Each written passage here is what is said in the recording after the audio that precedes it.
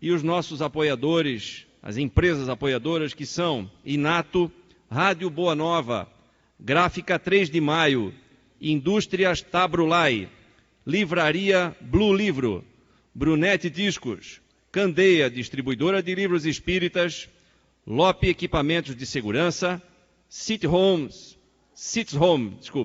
Alvorada, Estúdio L, Visão Espírita TV, Crista Decoração, Print 7 e um nosso agradecimento especial ao nosso músico Max Dantas Fernandes pela belíssima apresentação que fez durante o nosso Café com Autógrafos.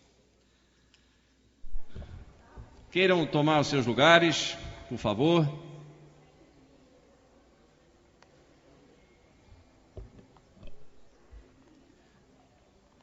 E antes de iniciarmos a apresentação de Nando Cordel e Felicidade Cordel, apenas para lembrar como vai funcionar o Perguntas e Respostas, nós temos aqui as perguntas direcionadas para cada palestrante, eles estarão aqui presentes na mesa e teremos uma pergunta para cada um, alternadamente, e assim sucessivamente até completarmos o horário previsto no cronograma, que é de 21 horas, ok?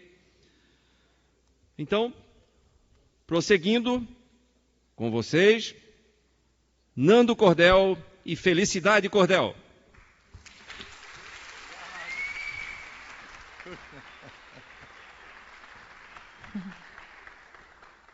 Boa noite. Eu achei engraçado que a gente está tanto aqui que assim, bom dia, boa tarde, boa noite. Passar uma energia bem bonita agora para vocês. Felicidade!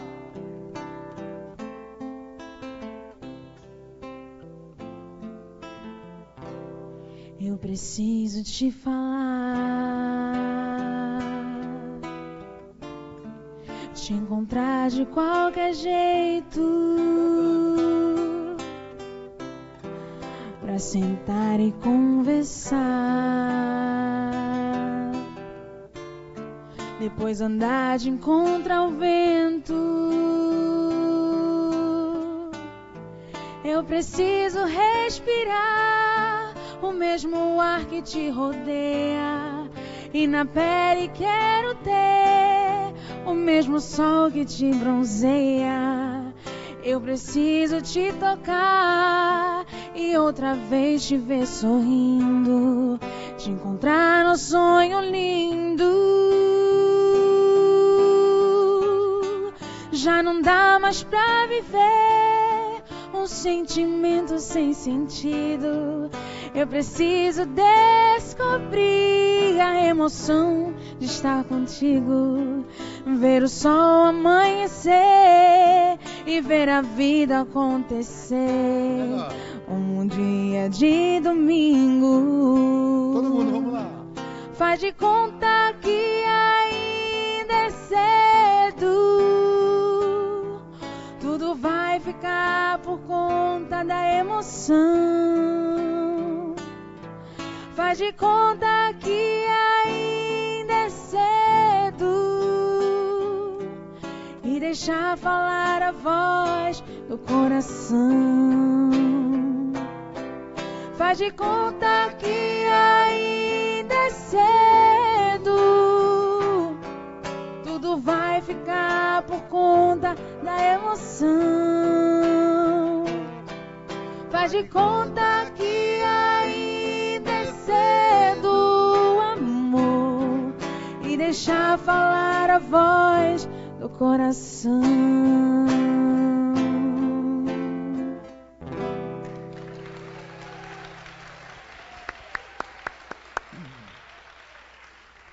Tudo bem, agora que sobrou para mim, tem um amigo meu aqui, Rodemar, disse assim, Nando, Felicidade vai tomar o teu lugar. Aí quando chegou hoje, isso ano passado, ele disse, você já constatou, né? Já botou o prego enfiou a ponta. Aí eu fiquei pensando, quando chegou ali o rapaz assim, Nando, rapaz, toca, pague meu dinheiro. Eu disse, pague meu dinheiro, vou tocar aqui. Ele tocou uma vez. Vocês conhecem Pague Meu Dinheiro, não conhecem? Né? Que foi aquele rapaz lá de Recife que devia uma grana para mim, eu tive que me virar na música para fazer o cara pagar. Vocês querem que eu toque ela? Vocês fazem o refrão? Então vamos lá. Vamos lá. Pague meu dinheiro. Pague meu dinheiro. Quem deve pagar, meu amigo, não atrasa. Pague meu dinheiro. Diga aí, vai. Paga meu dinheiro. Bonito. Pague meu dinheiro. Quem deve pagar, meu amigo, não atrasa. Pague meu dinheiro. Você falou que era um sujeito de direito, todo cheio de respeito, um tremendo cidadão. Se combinou, ficou tudo acertado, o negócio fechado, na maior satisfação. Passou um dia, outro dia, 20 dias, eu fiquei de agonia, você não apareceu. Ó, meu amigo, eu sou um chefe de família, tenho um filho e 5 filhas. Vim trazer o que é meu, pago meu dinheiro. Pago meu dinheiro. Quem deve pagar, meu amigo, não atrasa. Pago meu dinheiro. Mais uma.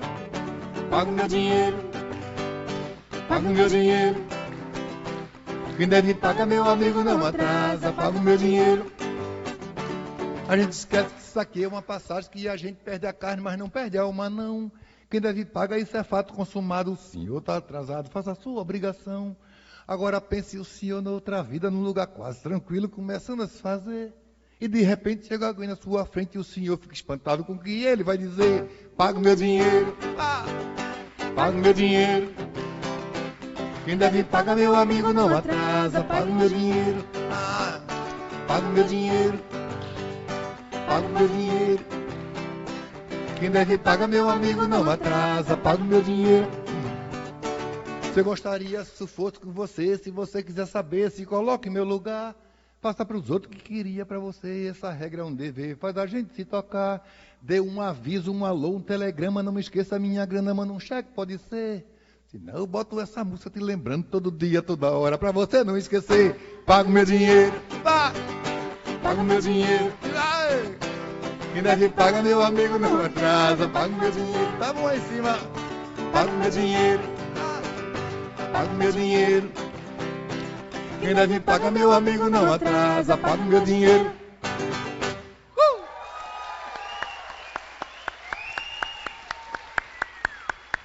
A farra tá boa ali em cima, meu Deus.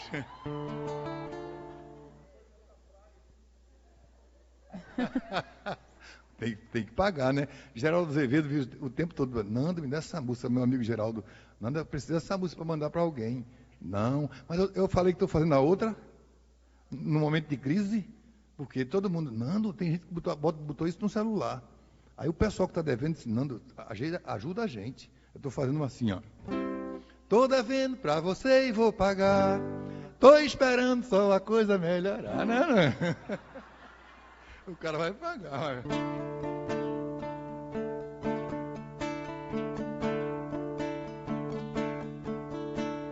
Ainda bem que agora encontrei você.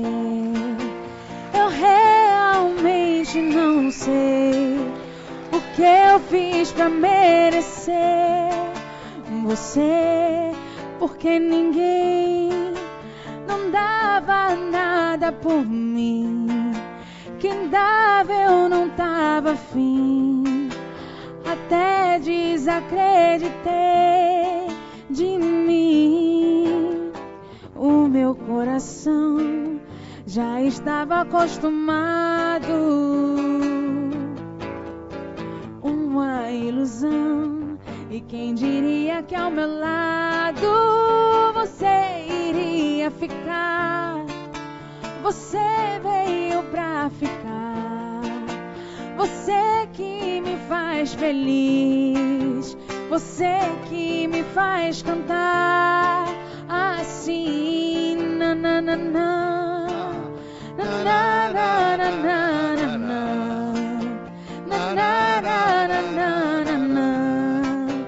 na, na na na na na.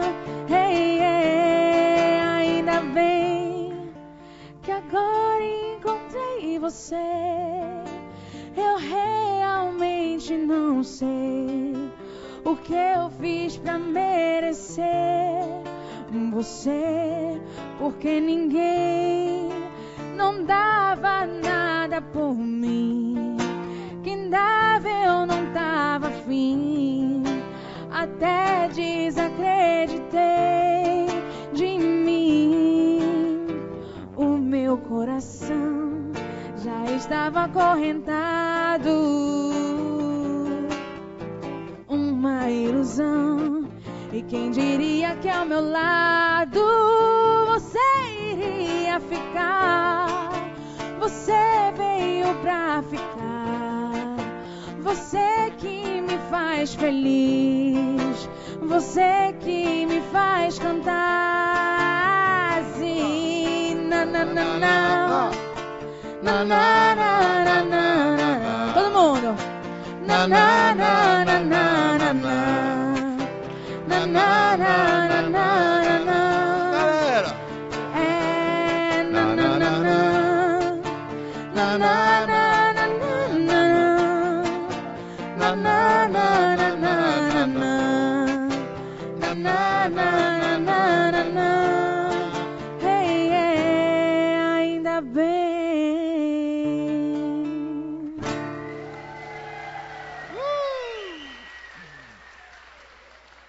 Tá animado o povo, meu Deus do céu. Hein, Clóvis? Parou.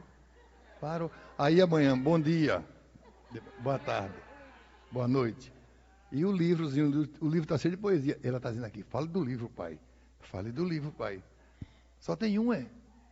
Graças a Deus, acabou então. Eu tenho mais 5 só no hotel. Eu trago amanhã. E essa aqui, ó. Boa, vende por 50, Valdemar, que é isso? Vamos carregar. Quem sabe dessa aqui? Tchutchuruchu, tchutchuruchu. Vai! Tchutchuruchu, tchutchuruchu. Não estou disposto a esquecer seu rosto de ver. E acho que é tão normal. Dizem que sou louco por não ter um gosto assim. Gostar de quem não gosta de mim. Quero ver agora todo mundo pra... Jogue suas mãos para o céu e agradeça se acaso tiver alguém que você gostaria que estivesse sempre com você.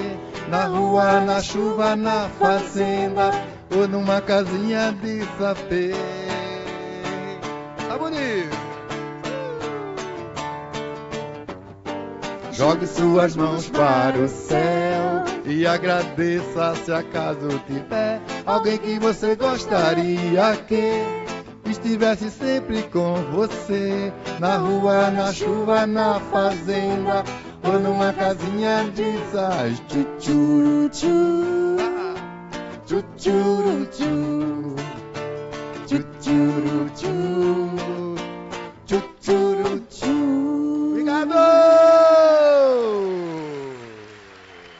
Obrigado! Obrigado! Obrigada! Tirou?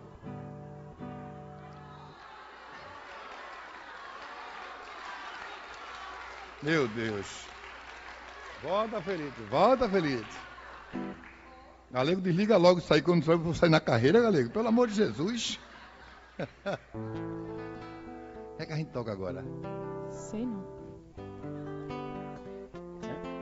Sei não. Eu tenho uma canção. Um frevo? O frevo?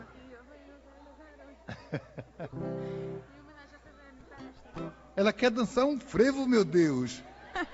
Eu me lembro que em Recife pediram para fazer um frevo, né? Aí eu disse, vou fazer um frevo. Eu tinha feito, hoje é dia de folia, meu coração quer convidar você.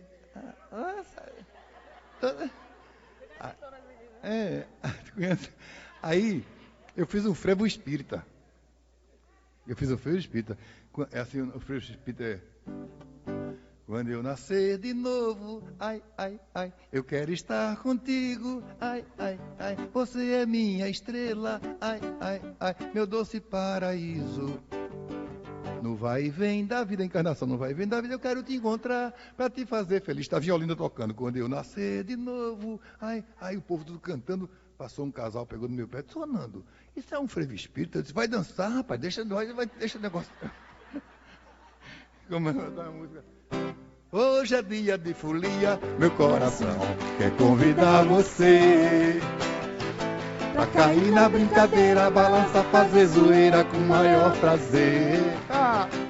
Hoje é dia de folia, meu coração quer convidar você pra cair na brincadeira, balança, fazer zoeira com maior prazer. Você, quem fez meu coração se apaixonar, sonhar, sonhei, pra esse dia ver chegar. Me leva pro futuro, me leva coração, eu quero ver você fugir da solidão. Me leva pro futuro, me leva coração, eu quero ver você fugir da solidão. Gostou, né? Hoje é dia de folia, meu coração quer convidar você pra cair na brincadeira, balançar, fazer zoeira com maior. Olha aí! Hoje é dia de folia, meu coração quer convidar você pra cair na brincadeira, balançar, fazer zoeira com maior prazer. Vai!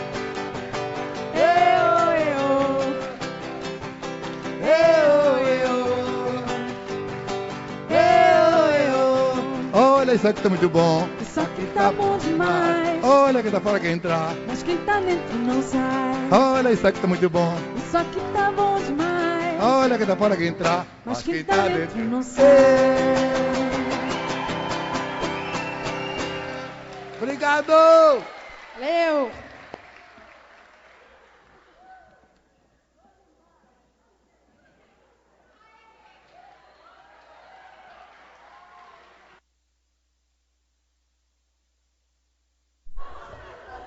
Que alegria, isso é muito bom, né? Energia positiva, energia boa. Quem diz que espírita não é feliz? Não é só coisa para resgatar e para pagar, não.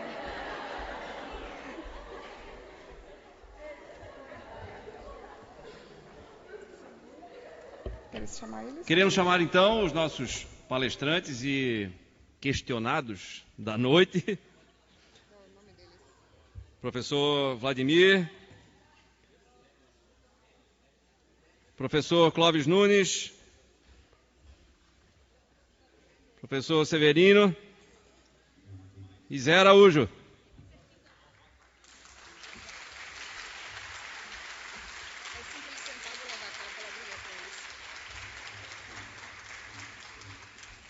Deixa eu falar aqui.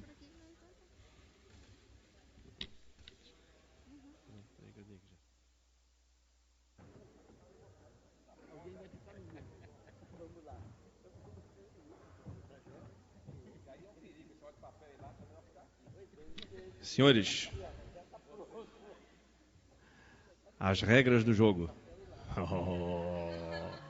Parece debate político, né? As perguntas serão feitas alternadamente entre um palestrante e outro, e assim sucessivamente nós vamos seguir até o horário de 21 horas. Cada palestrante terá, em média, 3 minutos para cada resposta, que serão cronometrados. Quando ultrapassarmos o tempo de 3 minutos, discretamente nós vamos fazer um sinal aqui assim. Entenderam? O sinal será assim, ó, discreto. Viu, professor Clóvis? Será assim, ó. Tempo esgotado. Ok? Então vamos lá.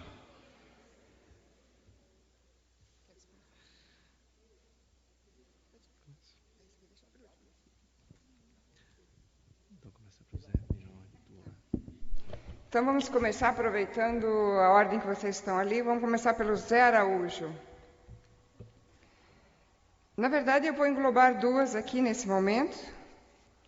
Se não for possível responder como uma só, a gente refaz a outra daí. Se a evolução é constante, no futuro teremos outros grupos de inteligência que hoje não existem? E a outra é, como surge um novo grupo no mundo? Bem, na verdade, já surgiram mais 3 grupos naturais, que totalizam 12 grupos naturais de inteligência.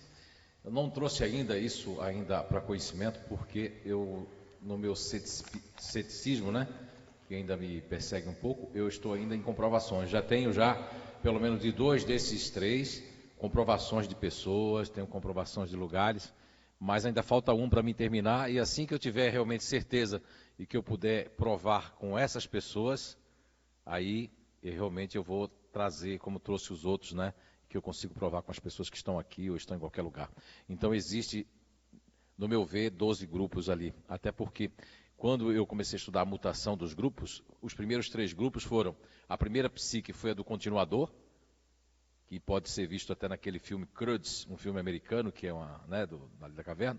O segundo grupo, que foi uma metamorfose, que já veio aí já com os nômades, né, que veio ali, que é os futuristas. E o terceiro grupo, que é um grupo que veio para apaziguar e fazer uma união dos seres, que é o grupo dos neutros. E assim sucessivamente veio mais uma pirâmide, como eu coloco no Arqueologia do Ser, dos grupos, depois veio uma terceira, e aí tem uma quarta que faz com esse número, que é um número cabalístico também, né? É um número que está dentro de uma certa proficiência nas outros dogmas e outras ciências que não são daqui do Ocidente, que é o número, que tem o número 3, que é a lei de 3, depois uma multiplicação de 3 por 4, que é uma coisa que vai consolidar a inteligência na Terra. Após isso, esses 12 grupos, realmente, aí a Terra vai estar num outro processo. Eu não faço questão de ser a pessoa que vai descobrir e deixar os 3 grupos. Se assim for, eu o farei. Se assim não for, também não o farei. Mas que já tenho 2 a mais que consegui descobrir.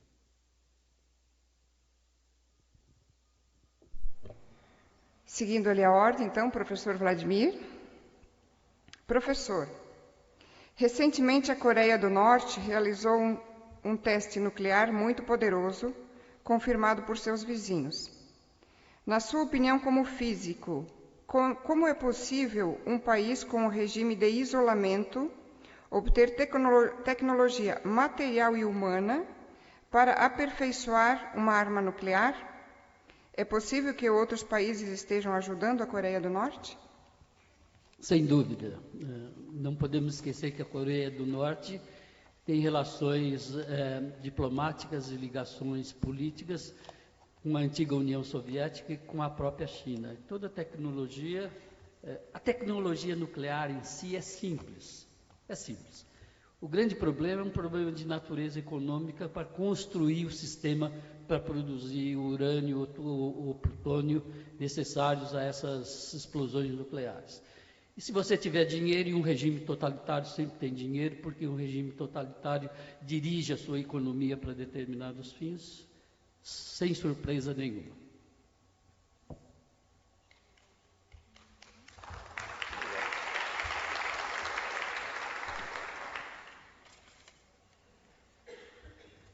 Pergunta para o senhor Severino Celestino. Atualmente, vários rabinos falam sobre a reencarnação, principalmente na Cabala, obviamente com suas particularidades dentro da cultura judaica. Há indícios da crença da reencarnação na época de Jesus? Claro que sim. A reencarnação, como o Cláudio falou hoje, nem foi criação do Espiritismo nem do judaísmo, ela é muito mais antiga. E o judeu, na sua corrente cabalística, espiritual, e mesmo os ortodoxos, eles o são baseado na Torá. A Torá, ela prega em suas obras, desde o Gênesis, a própria criação do homem, já fala que o homem foi criado para múltiplas existências. Que a palavra vida em hebraico não existe no singular. Então, Moisés escreve que vai ser Yahvé Elohim, formou Yahvé com Elohim, et Hadam, o homem. Veio a par e soprou e insuflou em suas narinas um Nishmat Haim, que é um sopro de múltiplas existências, já na primeira revelação da criação do homem. Nós temos existências transitórias e sucessivas. Então está na expressão máxima do Gênesis 2:7, no texto original, que ninguém traduz assim, porque não há interesse, sobretudo na questão ocidental, nesse sentido. E Jesus pregou abertamente que Moisés era o Elias, que João Batista era o Elias que devia voltar. Lá em Mateus capítulo 11, versículo 10 a 14. Então, Jesus, principalmente, não era o objetivo dele pregar a reencarnação, mas ele não conseguiu, mesmo não pregando, deixar de falar a respeito. Quando as perguntas que eles faziam, que diziam, quem dizem os homens que eu sou, diz que é Elias, Jeremias ou algum dos profetas, porque o povo acreditava naturalmente. Porque no hebraico existe mais ou menos, que tem no sânscrito, que tem no grego, que tem em outras estruturas, o que ele chama de guigul, que é rodas, Neshamah é alma, Neshamot é alma. Rodas da alma, ou múltiplas existências. Então, qualquer judeu ortodoxo, mesmo que não seja da corrente cabalística, ele aceita a reencarnação, como o meu professor de hebraico dizia, nós aceitamos a reencarnação porque está na Torá, e o que está na Torá a gente não discute. Então é palpável que tanto no Velho como no Novo Testamento, ou primeira e segunda revelação, e terceira, que veio complementar, se completam exatamente nesse sentido, fundamentalmente trazendo como princípio básico a múltipla existência do ser humano. Muito obrigado. Professor Clóvis, no livro de Ian Stevenson, temos o caso de lembranças de vida passada da filha de Valdomiro Lorenz. Tendo sido médium e de grande ostensividade, sua filha não poderia ter, em vez de lembrado, ter captado informações por uma mediunidade presente também nela, ou seja, ter confundido a informação com captação mediúnica ou com uma lembrança anímica?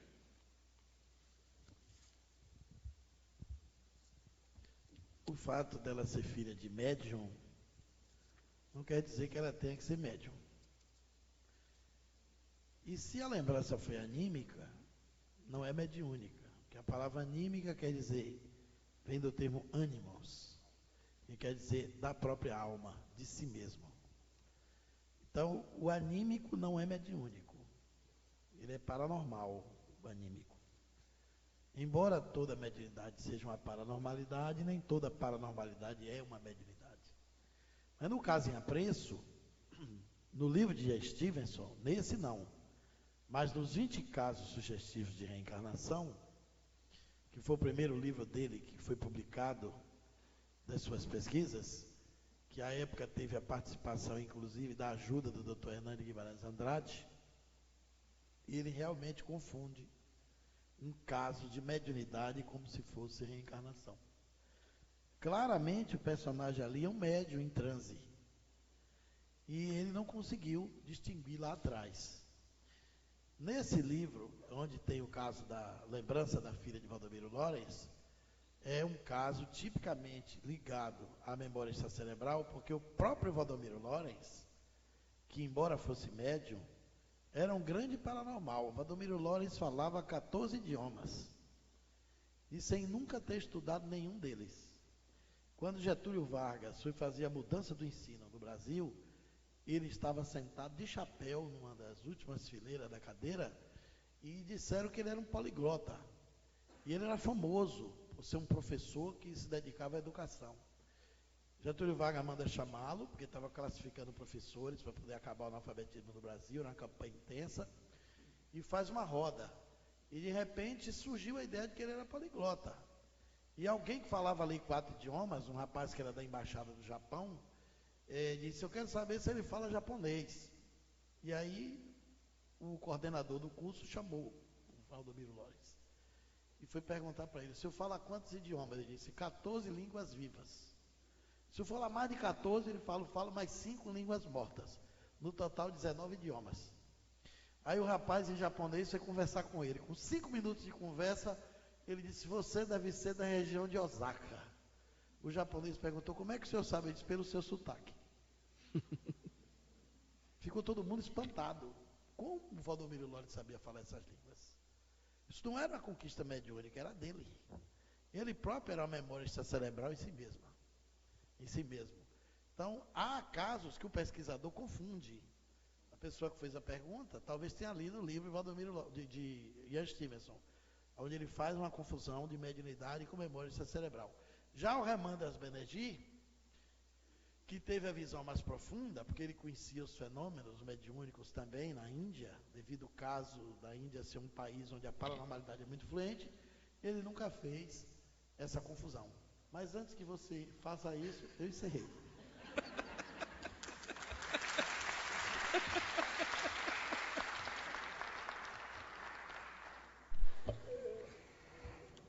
Zé Araújo.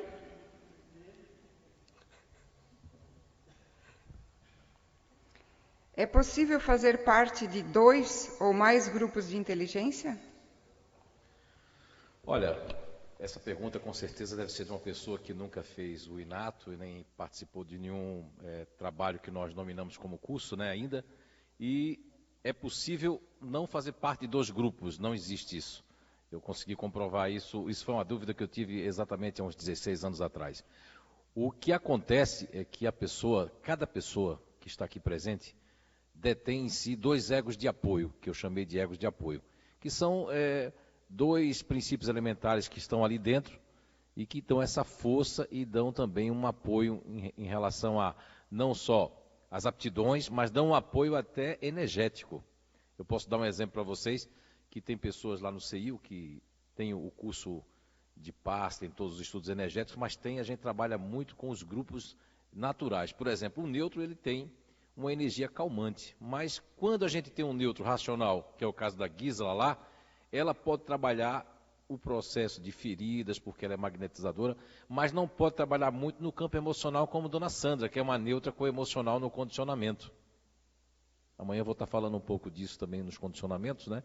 E tem um grupo, sim, que tem ele tem uma impressão muito forte de participar de até mais. Eu estava na Suíça em 2006, e eu nunca vou esquecer que uma senhora disse, olha, mas parece que eu sou todos esses que o senhor apresentou. Olha, em alemão, em inglês, em espanhol, só quem diz isso em português é os futuristas, porque os futuristas, eles são altamente adaptáveis. Então eu posso ter uma máscara inconsciente para agradar os meus pais ou para agradar a determinados lugares, e o futurista, quando ele entra no mesmo prédio, como esse empresário me relatou, ele disse, olha, eu não tinha dado muita bola para o teu curso, porque, como tu diz, eu estava cheio de paradigmas, tinha feito curso na França, não sei aonde, mas quando eu me lembrei que eu entrei em 4 ou 5 salas num prédio, em cada sala eu fui uma pessoa diferente, eu digo, meu Deus, aquele homem tem razão, eu pertenço ao grupo natural dos futuristas, eu tenho uma adaptabilidade muito grande, lógico, os futuristas são aqueles que não saem do inato, nem podem sair, por quê? Porque eles têm altos e baixos, então eles precisam se conhecer com mais profundidade e saber usar as suas habilidades que são tidas pela ciência como coisas ruins, tipo déficit de atenção é uma característica natural dos futuristas, bipolaridade também não existe porque eles têm um humor volátil o tempo todo, e a questão de estar presente ou não presente, ou só 10% ou 15% presente, seja numa palestra, seja no conhecimento, é porque a mente deles não param, eles vieram com essa funcionabilidade.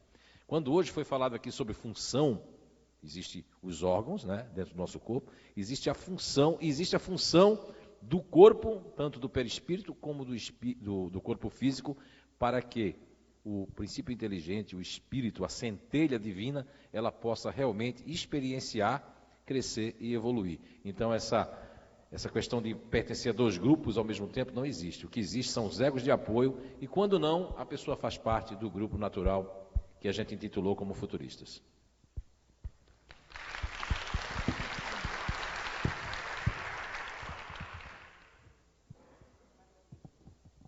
Dr. Vladimir?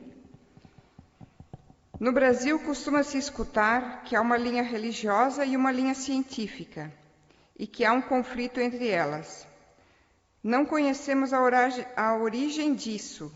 Procede? Existe uma impossibilidade nos 3 aspectos? Ciência, religião e filosofia? Bom, vamos começar, como se diz, pelo começo.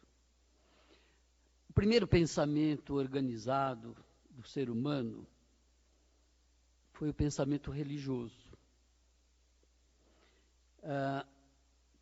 quando o pensamento religioso deixou de responder satisfatoriamente algumas questões,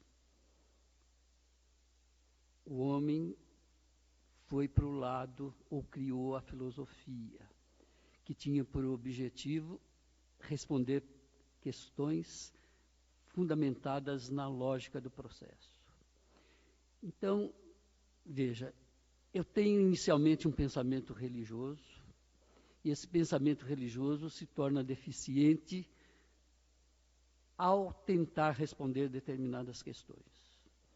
Então, a inteligência humana procura uma outra maneira de responder essas questões que não sejam fundamentalmente pela crença. O ser humano procura entender essas mesmas questões que são formuladas pela crença, pela religião, de uma maneira mais complexa, de uma maneira mais satisfatória. Então surge a filosofia, e com a filosofia, a lógica, os argumentos que a lógica põe à disposição, para que as conclusões possam ser consideradas válidas. Mas nem sempre o que o pensamento lógico cria e as respostas que o pensamento lógico proporcionam não permitem a comprovação. Embora tenha um aspecto lógico, o aspecto lógico não permite que o questionamento seja comprovado. E quando eu tenho um nível intelectual mais exigente, que não se satisfaz simplesmente com argumentos, mas que é o quê? A reprodutibilidade do fenômeno, que é a reprodutibilidade que seja realizada em qualquer lugar do planeta, mantendo as mesmas condições. Porque é com a reprodutibilidade que eu posso entender se as leis naturais estão sendo realmente respeitadas. Aí eu parto para o pensamento científico. E o pensamento científico é aquele que vai procurar demonstrar pela experimentação que o fenômeno pode ser reproduzido ou reproduzido dentro das leis naturais. E aí vem a grande pergunta, né? Quais são as leis naturais? Se costuma muito confundir leis naturais com leis morais. São duas coisas diferentes. As leis naturais são as leis da natureza, aquelas leis que a física descobre. Porque a palavra física, por si só, significa natureza. Na época do Kardec, se conhecia 17 leis naturais. Então, a maneira de interpretar a obra do Kardec era através daquelas 17 leis naturais. Hoje, nós conhecemos 30 leis naturais, ou seja, nós ampliamos o nível de conhecimento dessas leis naturais. Então, as leis naturais, a beleza delas, em relação à crença, é que todas as leis naturais, elas não competem entre si. As leis naturais são complementares. E essa é a beleza do processo. Eu não tenho que uma lei anula a outra. Então, não é porque um conceito era vigente no século XIX, ele deixa de ser vigente no século XXI. Entende? Então, a crença não precisa de leis naturais.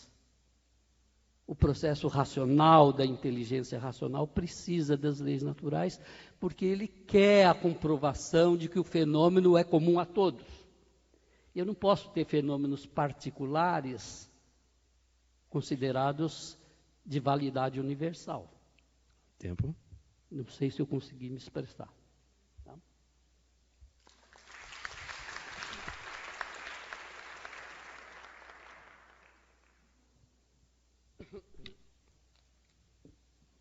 Professor Severino, o senhor acredita que ocorreu a compra de Judas, a entrega das moedas e o beijo no monte? Segundo os evangelhos, sim. No entanto, nós temos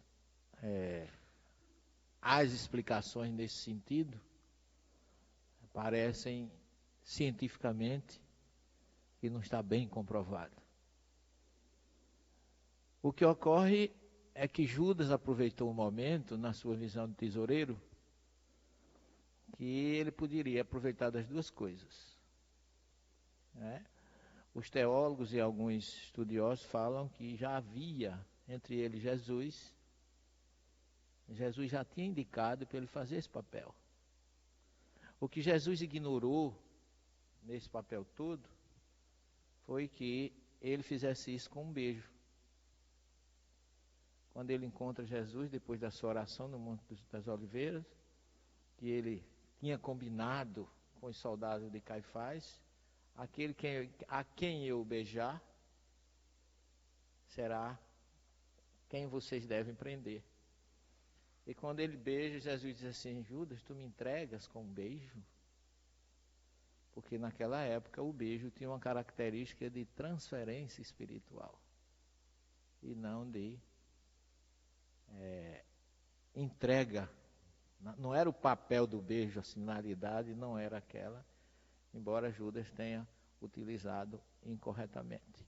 Segundo o Evangelho, ele recebeu um dinheiro, mas o dinheiro, para mim, na minha visão, foi vamos dizer assim, uma taxa simbólica, porque não era aquilo que ele pensava que na hora que ele entregasse Jesus, iria haver aquela revolução esperada e o romano seria expulso, porque para ele estava havendo uma injustiça que Roma dominasse, naquela época, a Palestina, a quem pertencia ainda os hebreus e depois que passaram a ser chamados de judeu.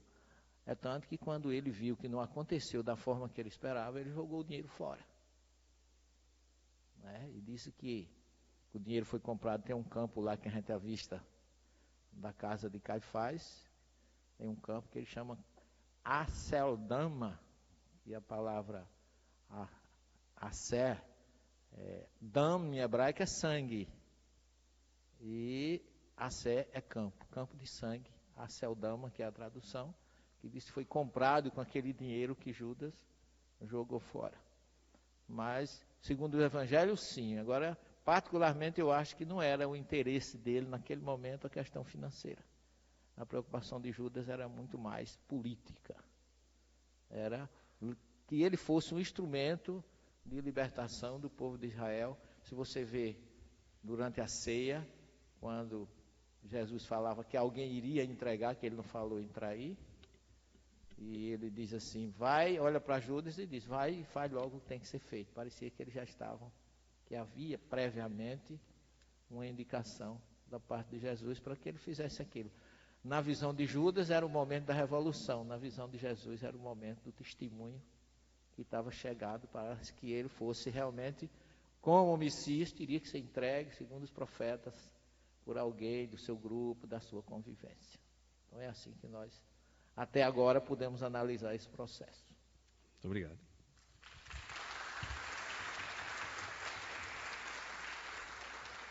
Professor Clóvis Nunes. Pessoas que nascem com marcas no pescoço. Exemplo. Impressão de uma faca ao lado do pescoço, ou de uma facada ao lado do pescoço, e que hoje expele secreção ainda. É decorrente de um possível suicídio ou assassinato na vida anterior? Se não for um problema de pele localizado, que o médico não descobriu ainda, né? Uma alergia concentrada ali, porque para você admitir o fenômeno paranormal, você tem que eliminar toda a possibilidade dele ser normal. Se você eliminou a possibilidade de ser uma coisa normal e não tem explicação física nem biológica, aí pode-se anuir ser uma birthmark, uma marca de nascença. As marcas também foram estudadas, porque o nosso tempo foi curto, não deu para falar muito, foi uma síntese do resumo, do prólogo do tema.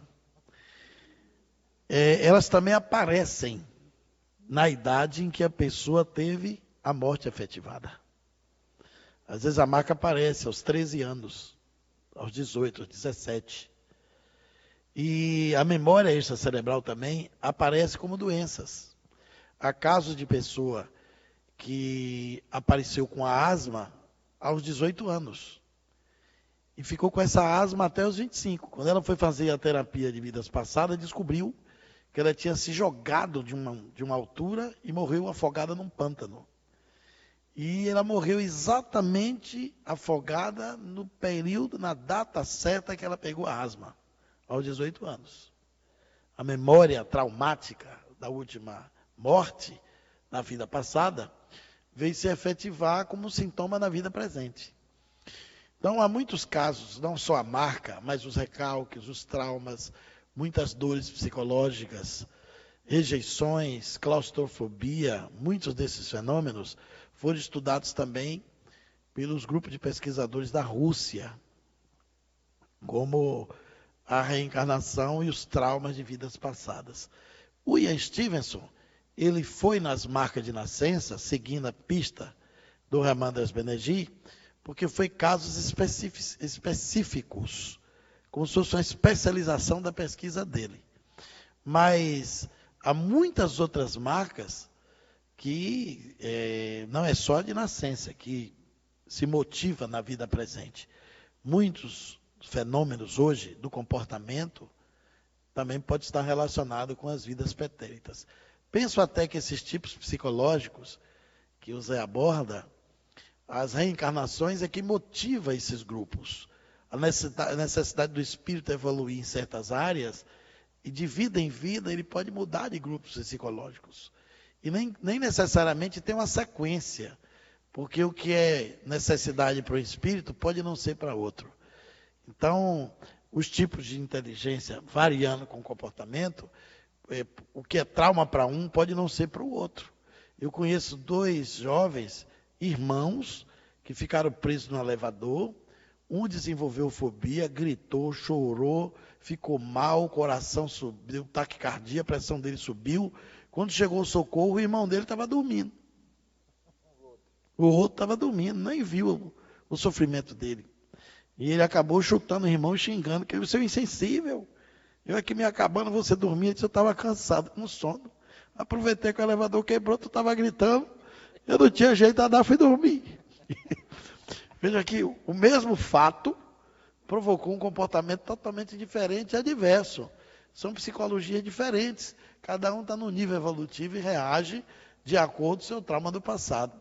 Então, é muito relativo tudo. E as marcas, não necessariamente, pode ser de nascença, como no caso da pessoa. Mas se já nasceu com isso e não tem solução, mas eu aconselho primeiro procurar um especialista. Nesse caso aí, um dermatologista.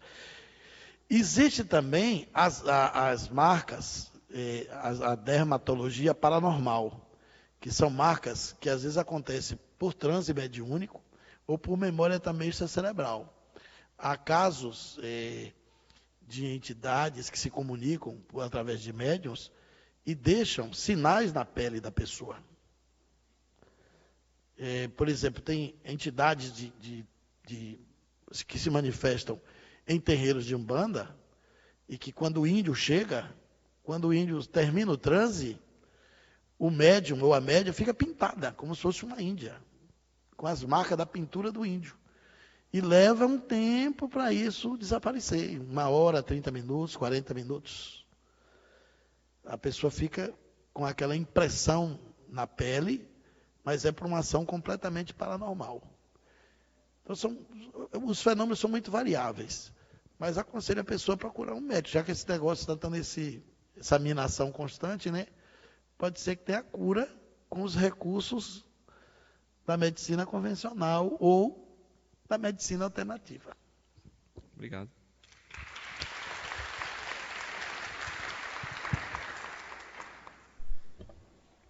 Zé Araújo. Hoje há nos países todos os grupos, mas nos séculos passados os comportamentos dos povos em determinada localidade parecem ser muito iguais. Haviam grupos que predominavam ou até que se tornavam os únicos em certas localidades? Então, hoje eu ainda tenho uma pesquisa muito completa, né? Eu agradeço muito a questão da psicometria e descobri que é uma coisa totalmente natural. Um grande estudioso tinha me falado isso há muitos anos atrás, E depois o professor Clóvis Nunes também, o ano passado, ou retrasado, me falou que a psicometria, ela é orgânica, ela é da pessoa, ela não tem nada a ver com a mediunidade. Isso é verdade. Na minha vida profissional, quem já me viu fazendo seleção, hoje para identificar um grupo natural é questão de 1, 2 segundos. Sempre foi assim, mas eu não sabia lidar com isso, né? Então, eu uso na minha vida profissional, não deixa de ser um trunfo de trabalho para mim, mas uma vez até tentaram me acusar de que eu, no meu trabalho, eu uso mediunidade. Psicometria não é mediunidade. A mediunidade precisa de um espírito, ou outro espírito, para fazer uma mediunidade comigo, ou seja, você é um medianeiro deles. E eu faço isso, minha psicometria, ela funciona 24 horas. Eu achei que era só aquela de tocar nos objetos, e não, eu tenho ela que é um decodificador energético. Agora, eu não fui em todos os países, mas veja bem, tem um caso muito curioso.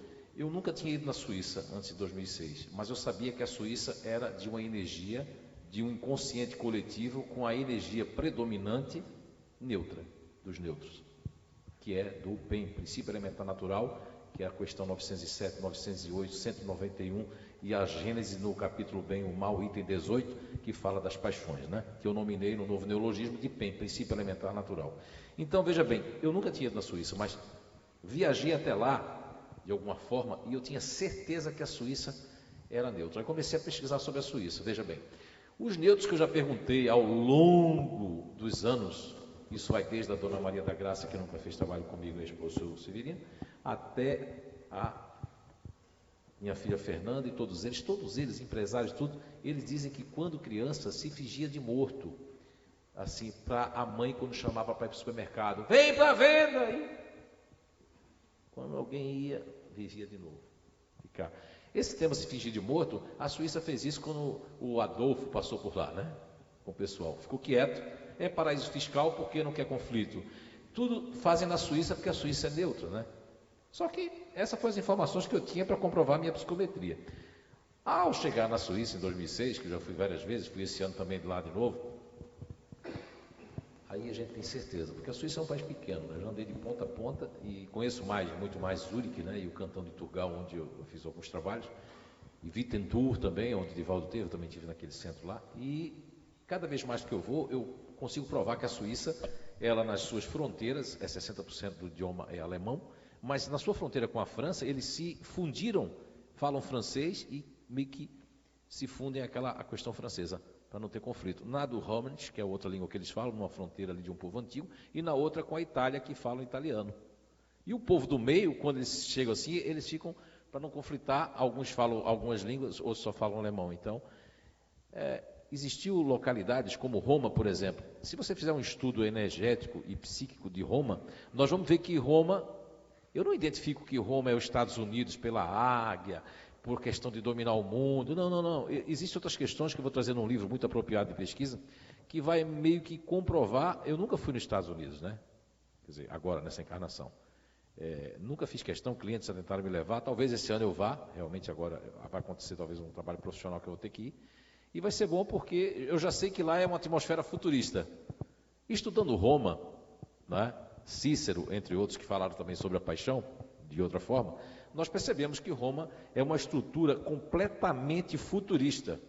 Eu estou falando não só do Império Romano mesmo, como ideia, né, de ser o melhor, de estar competindo, de ter metas, de alcançar os troféus, né? Que o grande troféu era de outra forma. E se a gente perceber, os Estados Unidos não é a mesma coisa, não quer ser o melhor do mundo, dominar o mundo, a moeda dele, o dólar, a língua que tem que ser falada é a língua, né, inglesa. Não estou fazendo aqui dizendo que é, mas chama atenção. Agora, existem locais como Blumenau hoje, que é 110% continuador. Existem locais que são muito fechados. Por exemplo, a cidade de São Paulo. Olha, quem mora em São Paulo, na capital, sabe que a capital eu considero e tenho certeza que é 200% futurista. São Paulo é a cidade workaholic. Esse termo em inglês, trazendo para um lado mais positivo, em vez de ser viciado em trabalho, é condicionado a estar ocupado o tempo todo.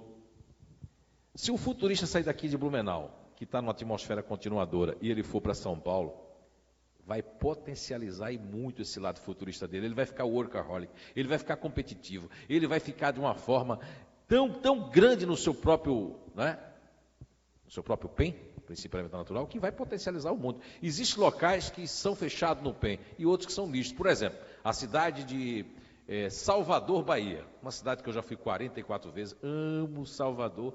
Tem gente do Nordeste que não gosta, eu gosto muito de Salvador, né? E tenho muitos amigos lá em Lauro de Freitas e tudo mais. Salvador é uma mistura de uma energia da gula, que a gente chama dos otimistas, e uma energia do neutro. Certa feita nós ficamos na praia de Pituaçu ali 3 meses, eu e minha esposa. Ela ficou magra, ela perdeu 15 quilos, porque ela não se dava com óleo de dendê, né? E aí, lá, ela ficava assim, como é que naquela época é do Walkman, lembra do Walkman? Mas o cara não tinha Walkman nem nada, e dançando sozinho, cantando. Ela disse, mas cadê o fio? Não tem fio ligado ali, nem música. Eu digo, não, mas aqui o baiano não precisa de fio, a música ele faz na cabeça. Quer dizer, a pessoa que é o soro... Opa, agora vai travar a língua, né? O soro... Como é que é? A pessoa que nasce em Salvador. Eles são diferentes do interior. Soteropolitano, eles têm esse lado otimista com neutro. Mas Florianópolis é o contrário, é neutro com otimista. E está numa região continuadora com fazedor. Quer dizer, eu já descobri de norte a sul do Brasil, todas as capitais brasileiras, todas elas, sem exceção, eu tenho catalogado qual é a energia predominante, tudo guardadinho, porque um dia eu ainda vou lançar um livro, né, sobre o inconsciente coletivo e as coisas. Só queria fazer um complemento, que o professor falou ali, e com muita... o homem nunca fez um curso completo dos grupos e ele falou uma coisa muito certa. É verdade. Essa questão do trauma psicológico, de uma encarnação para outra, é aí onde entra a lógica da reencarnação dos grupos naturais. Porque, perceba bem, eu tenho vários cases, está tudo guardado por um livro aí que um dia eu vou lançar, que é um caso de Timbó, que me chama muita atenção. Uma pessoa veio com o corpo deteriorado, porque ela era tão suicida que veio num corpo deteriorado, assim, com um esôfago, já com um outro problema, mas ela veio numa base otimista da gula. Ela quer se vitimizar, mas não consegue, então ela tem que sorrir, tem que brincar. Esse é um caso espetacular. E a pessoa não é espírita. Muito bem. Tem outro caso, que é um caso lá dentro do CEIU, que são vários casos, da pessoa vir como fazedor, porque eu fui muito irresponsável na outra vida. Eu tinha trauma da minha irresponsabilidade, eu veio numa base fazedora, para ter o dever, para me irritar, para sentir raiva contida, para não deixar nada para depois. Então, realmente isso faz muita lógica, e quando você vê a reencarnação através dos grupos, abre toda uma perspectiva diferente. Lógico, com lógica, bom senso e comprovando, porque como disse o doutor Ney Preto Pérez, quando eu estava lá no Nando Cordel, no Cabo de Santo Agostinho, ele disse, nunca mais diga que isso aqui é uma ciência empírica, porque quando você colocou um painel de gente e conseguiu comprovar com elas mesmas, isso passa a ser uma ciência de fato. Ignorada pelas pessoas que são donos da ciência, mas está começando, então vai chegar um dia que isso aqui vai fazer muita diferença em todos os aspectos, até para ver o pensamento de um físico, o pensamento de um historiador, dependendo do grupo que ele faz parte, a perspectiva, a visão é totalmente diferente um do outro.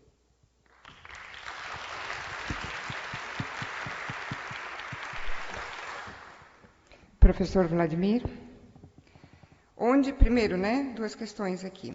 Onde é possível achar essa primeira edição do Livro dos Espíritos já traduzido que você citou?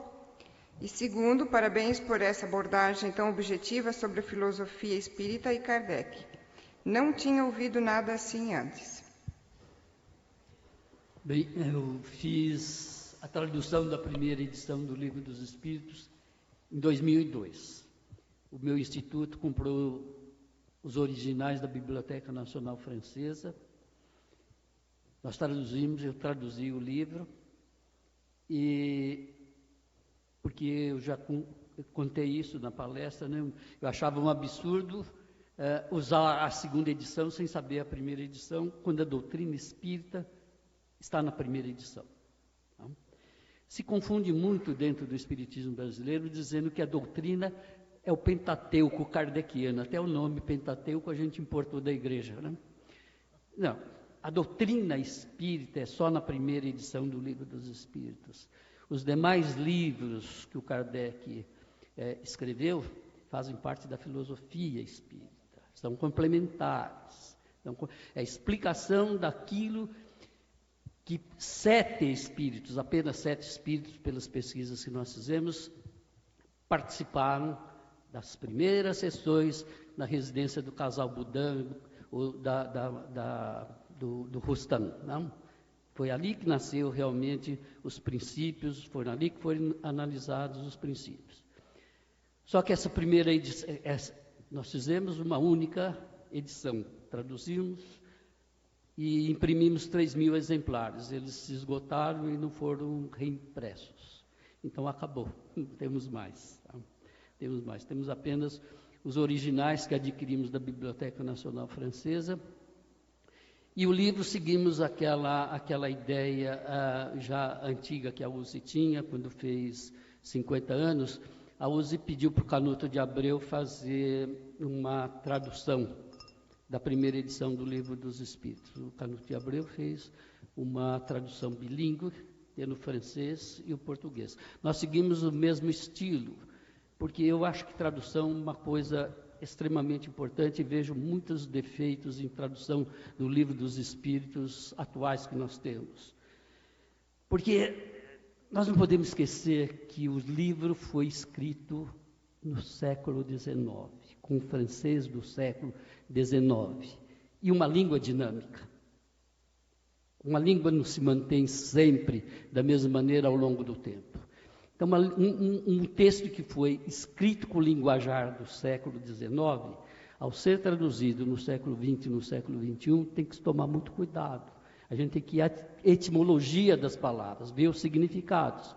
E a França, embora seja um país muito pequeno, eu estava dizendo do nome do Kardec, a pronúncia de Rivel e Rivaio, são duas pronúncias de lugares diferentes. Em Lyon é Rivel, em Paris é Rivaio.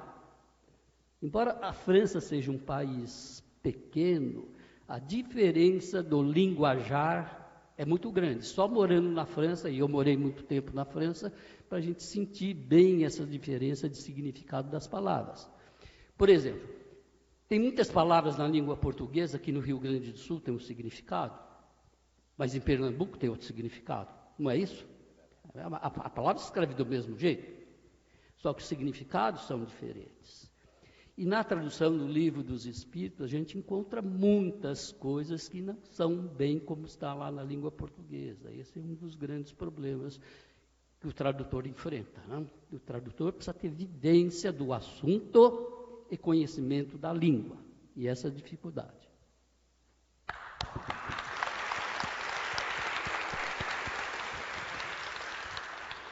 Professor Severino, comente alguma manipulação nas traduções bíblicas que travam o crescimento do ser. Eu acho interessante porque o assunto começou aqui com o professor Sanches, né? Que ele está exatamente levantando aquele princípio de que todo tradutor é traidor, né? E eu uma vez comentando com um companheiro lá de Israel, que fizemos a tradução do Gênesis juntos, levamos 5 anos, direto do hebraico para o português. E eu comentando com ele, perguntando a ele se ele não lia a Bíblia em português. Ele disse, eu não leio porque está tudo errado. Não tenho nenhum interesse de ler.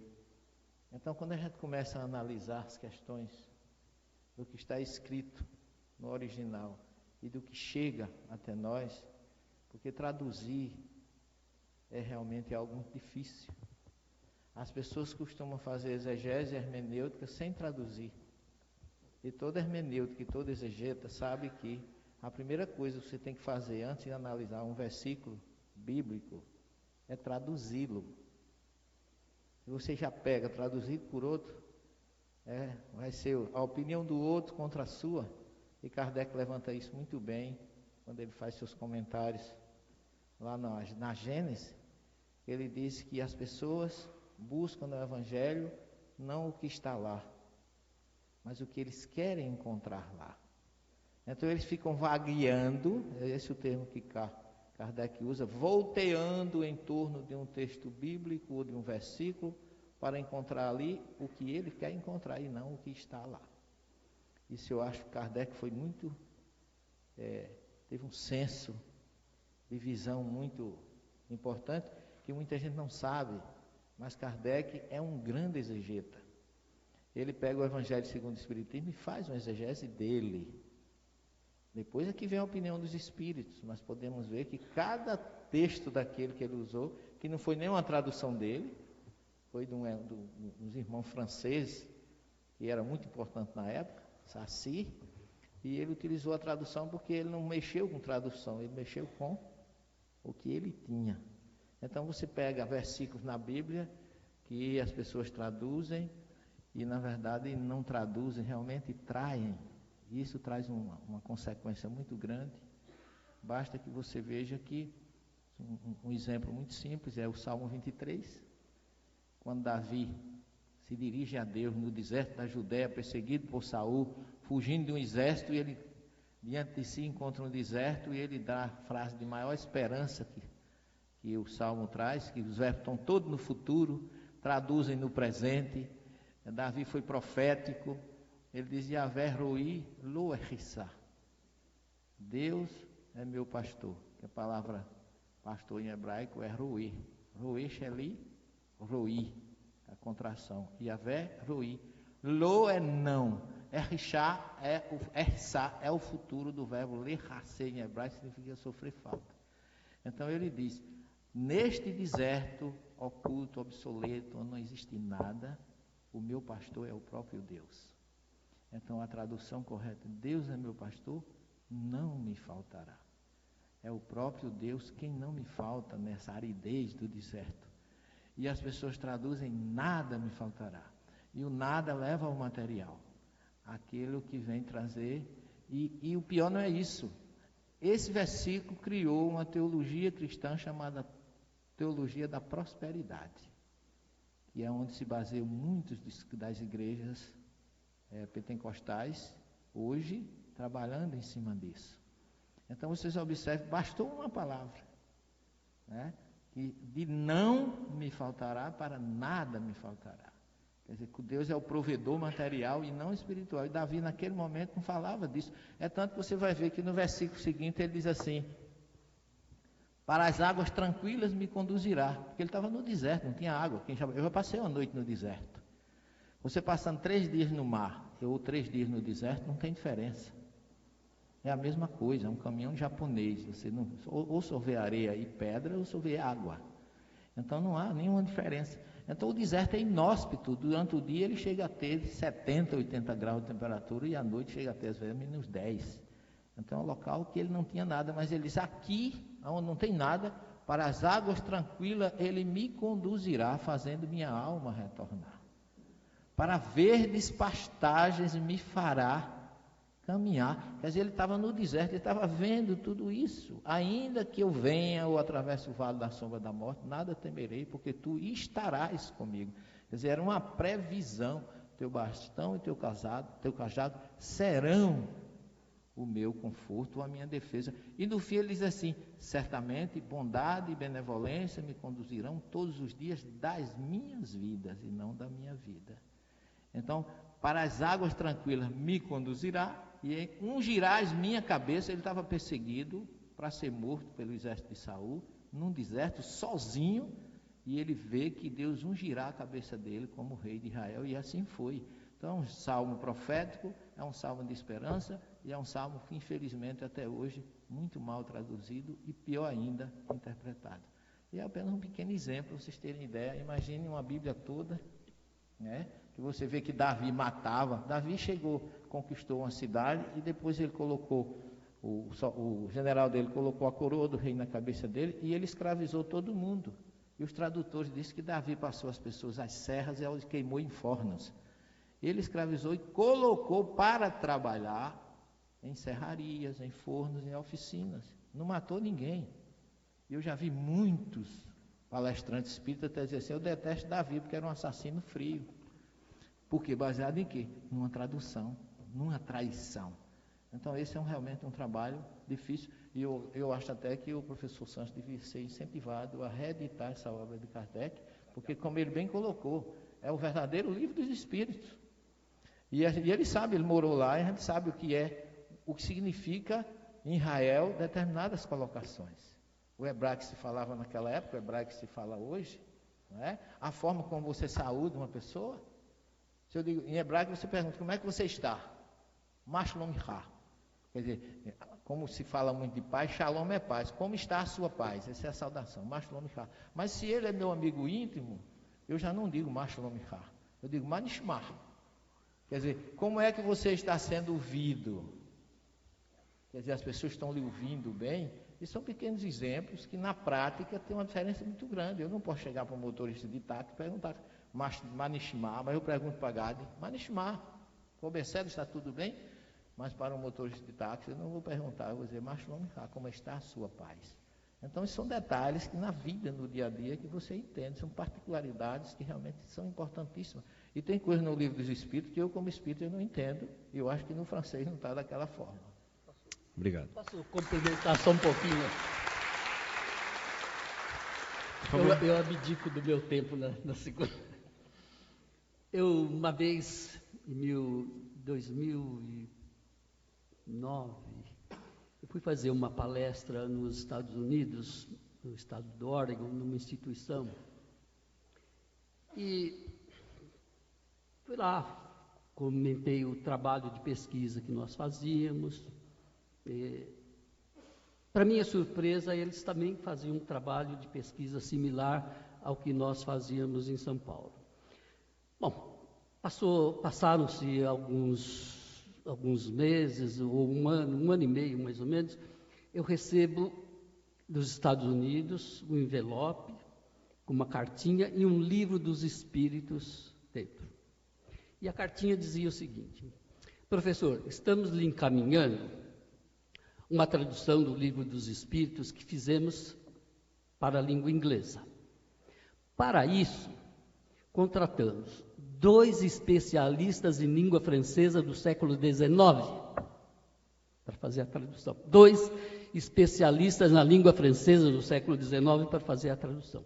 Ora, quando é que os tradutores brasileiros tiveram esse cuidado?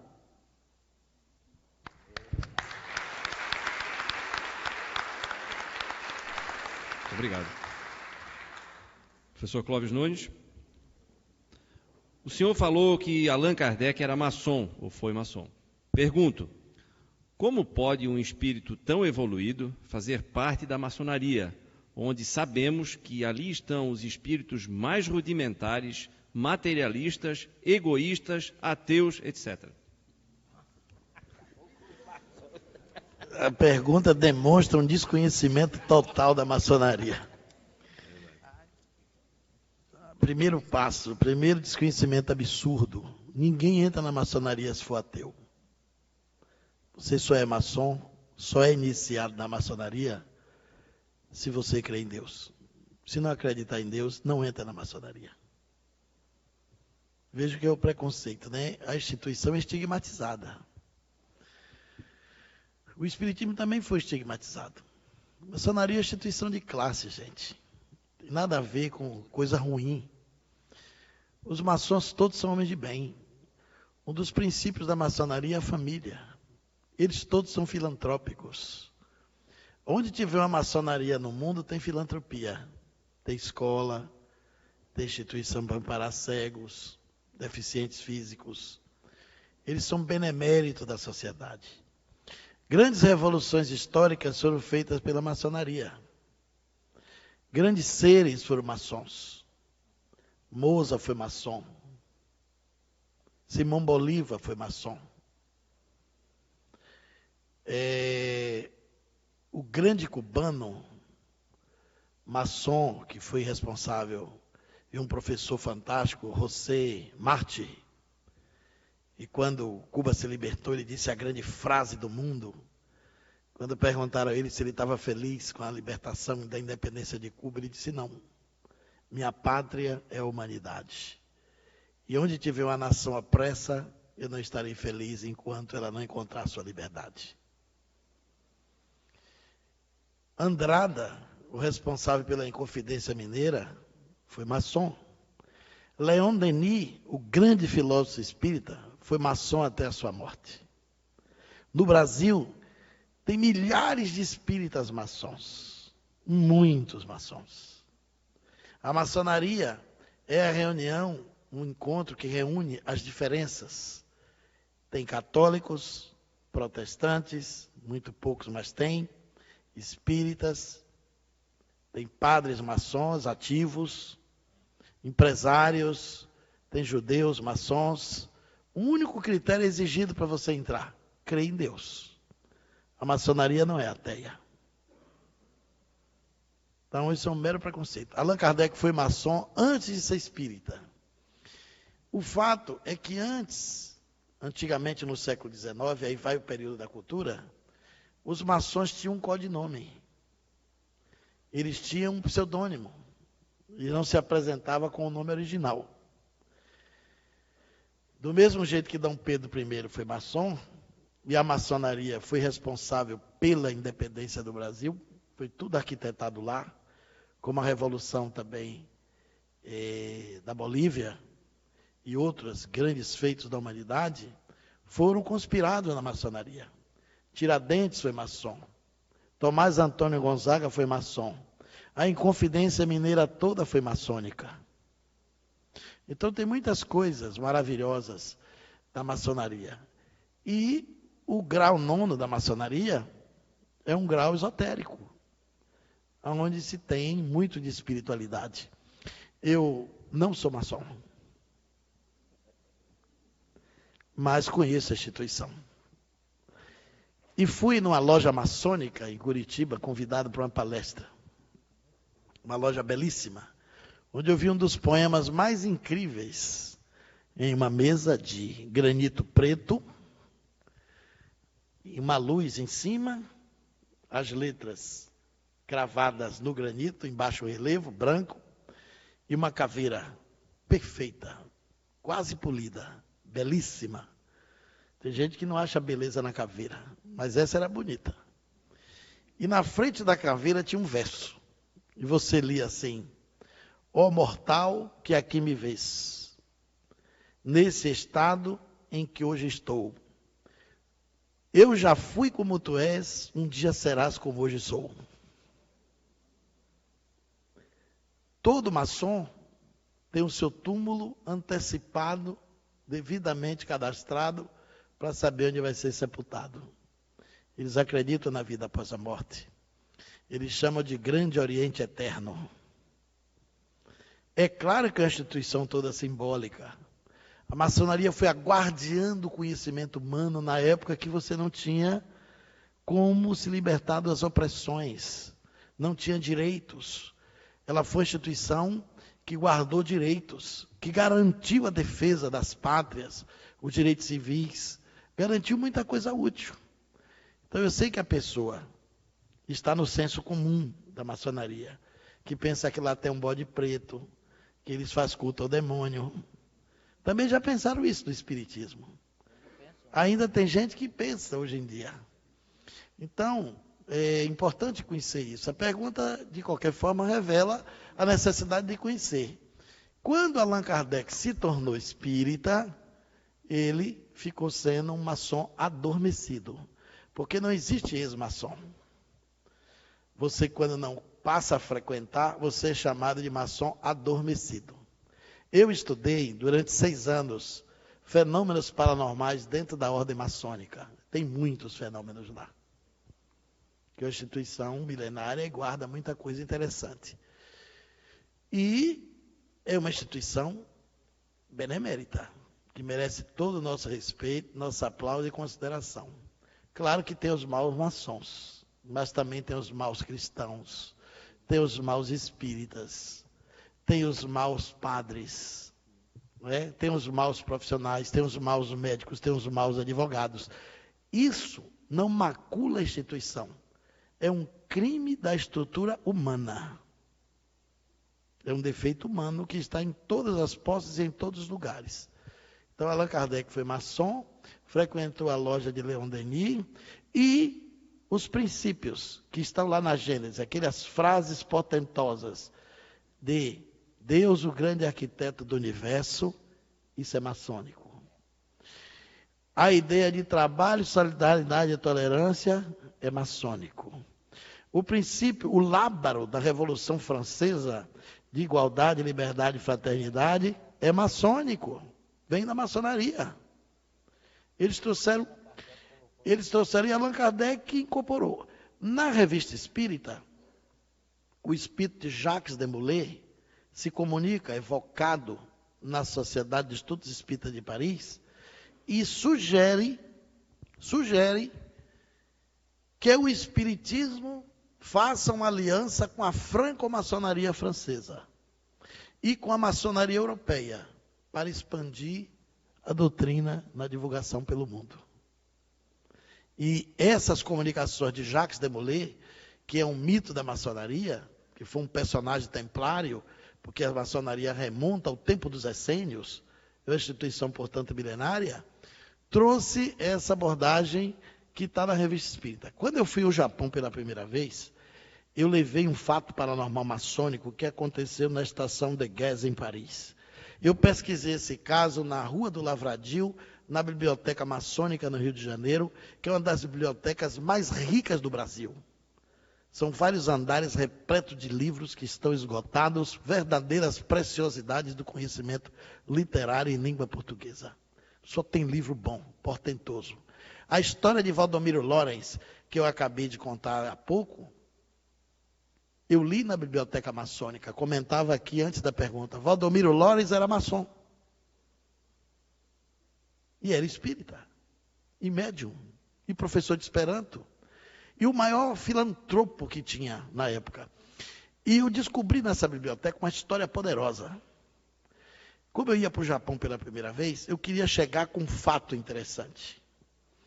Entrei na Rua do Lavradio e subi na biblioteca para pesquisar uma outra coisa. Encontrei um fato espetacular. Quando Franklin Roosevelt quis jogar bomba em Hiroshima e Nagasaki, o presidente americano, que era pastor protestante e cristão, pediu o apoio da maçonaria. Porque a maçonaria até hoje tem muita força no mundo. Só no Brasil, o Grande Oriente, que são duas potências, a Grande Oriente tem mais de 2.300 lojas. Você tem a Grande Loja e tem o Grande Oriente do Brasil, são duas potências. Aí o Franklin Roosevelt pediu apoio da maçonaria para jogar bomba, porque ele não queria ficar sem lastro, sem suporte. A estação de Gués reuniu os veneráveis de toda a maçonaria francesa e da base da Europa. Se reuniram para decidir se apoiava ou não a jogada da bomba nas duas cidades de Hiroshima e Nagasaki, a bomba atômica. Mais de 30 oradores se inscreveram para falar. Na última hora, um orador francês. E geralmente era colocado pela ordem do grau maçônico para falar. Esse homem tinha um grau elevado, e 2 oradores pediram, venha para falar depois, acabou que ele foi sendo o segundo orador. Ele falou durante 35 minutos. Todos os oradores suspenderam a palavra. A maçonaria foi contra a bomba. Ninguém precisou falar mais nada. O silêncio foi sepulcral. Feria todos os princípios maçônicos. Matar. Explodir bomba num povo inocente, matar civis. Os princípios maçônicos são todos princípios pacifistas, de fraternidade universal. Quando esse orador terminou, teve um jantar maçônico. Procuraram o homem. O homem desapareceu. Sumiu. 2 secretários da loja, no outro dia, foram mexer nos arquivos. E vi um livro. No livro tinha uma fotografia, uma pintura. E era o orador. E foram mostrar o venerável da loja. Olha aqui, o orador de ontem. Ele disse, impossível. Será que foi ele mesmo? Ficaram na dúvida. E o rapaz disse, foi eu que fiz a inscrição dele. O orador se chamava Conde Saint-Germain. Estava morto há muitos anos. Ele se materializou dentro da maçonaria, fez um discurso de 35 minutos e estagnou o apoio da bomba atômica do Japão. Eu abri minha conferência com isso. Na plateia tinha 2 maçons. A maçonaria estava chegando no Japão naquela época. Esses 2 maçons me levaram ao encontro do Dr. Hiroshi Motoyama, diretor da Universidade de Ciências Humanas, que também era maçom, um grande cientista japonês. Então a gente tem que ter muito cuidado para não embarcar na onda do ouvir dizer. Porque durante muito tempo os espíritas também faziam parte com o demônio. Na época do regime militar, os militares obrigaram os centros espíritas a ter livro de presença e até hoje tem centro antigo que tem o por vacina. Aquilo é porque os militares receberam a queixa que os espíritas eram comunistas. Foi a cruzada dos militares espíritas que impediu que a ditadura fechasse todos os centros espíritas do país. Muito centro espírita foi apedrejado no começo do século, inclusive lá na Bahia, nos anos 40, 50, porque dizia que a gente evocava Satanás. E até hoje tem gente que pensa que o espiritismo e macumba é a mesma coisa. Então, a maçonaria é uma instituição benemérita. E Allan Kardec, depois da doutrina espírita, não frequentou mais a maçonaria, não porque ela fosse uma instituição equivocada, mas por causa dos afazeres, das obrigações, ou porque no espiritismo ele se descumpriu do dever de seguir os símbolos. E a maçonaria tem rituais, tem símbolos, tem paramento. O espiritismo não tem símbolo, não tem paramento, não tem nenhum tipo de ritual, não tem hierarquia, não tem rituais. Começou a ficar incompatível com a doutrina mais elevada, mais alta que ele percebia com a filosofia e as suas pesquisas com o conhecimento espírita. Desculpe eu ter avançado na hora, mas eu roubei 30 segundos de Zé, 1 minuto do professor e os 15 segundos dele que ficou para trás.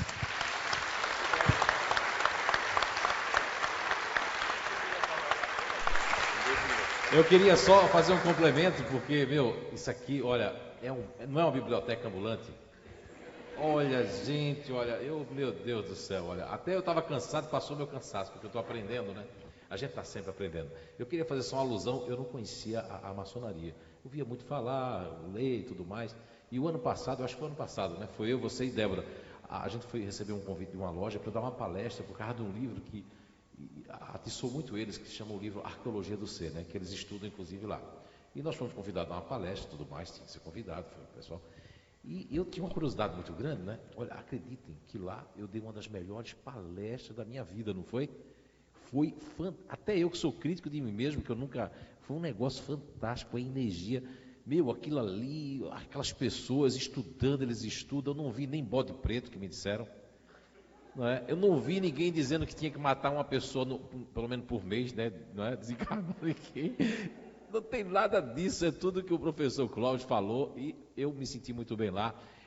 Isso é uma grande verdade, mas é um mito que as pessoas criam, não é? Eu tenho um irmão meu que é evangélico, que ele diz que a maçonaria é coisa do demônio, do diabo. Nem sabe que a maçonaria faz tanto bem, né? Às vezes até os próprios evangélicos, né? Foi muito bom. Bem, eu também já fiz diversas, né, repetindo, palestras de maçonaria. Conheci, venho de uma família maçom, meu pai maçom, fui dirigente de maçonaria no Grande Oriente, e também nunca vi na minha casa nada que fosse bode preto, né? Aliás, na realidade, o bode preto já é expiatório mesmo, viu? Eu não poderia ser ingrato com a maçonaria. Eu recebi já inúmeros convites na minha vida para ser maçom, mas devido à questão da seriedade que representa, eu convivi 35 anos com um maçom, grau 33, foi diretor de loja. Eles não chamam as esposas dos amigos, eles chamam de cunhadas. Quer dizer, eles são realmente beneméritos, fazem trabalhos maravilhosos, e foi uma das pessoas que eu tive a felicidade de conviver 35 anos, e foi uma das pessoas mais amáveis que eu conheci. Fiz várias conferências na loja dele, e fiquei impressionado que quando eu cheguei lá, a primeira coisa que eu vi foi o Aleph hebraico e o Taf, que é uma expressão que está lá em Isaías, eu sou o princípio e o fim, como está no Apocalipse, o Alfa e o Ômega. E eles cultuam também a Arão, irmão de Moisés, que é o representante da espiritualidade no judaísmo. Então é uma instituição que, até onde eu conheço, muito séria, muito respeitável, e que nós espíritas jamais poderemos pensar ou ter esse pensamento da maçonaria.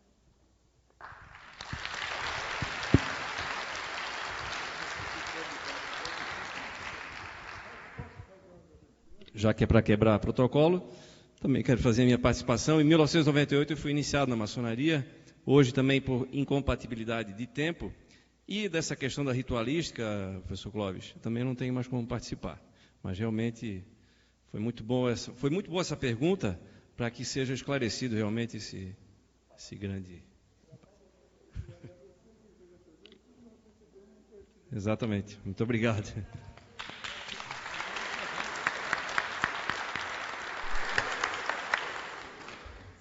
Bom, no andar da carruagem a gente deixou vocês passarem um pouquinho só em algumas perguntas, mas como já é quase 9 horas, nós vamos fazer a última para cada um, pode ser?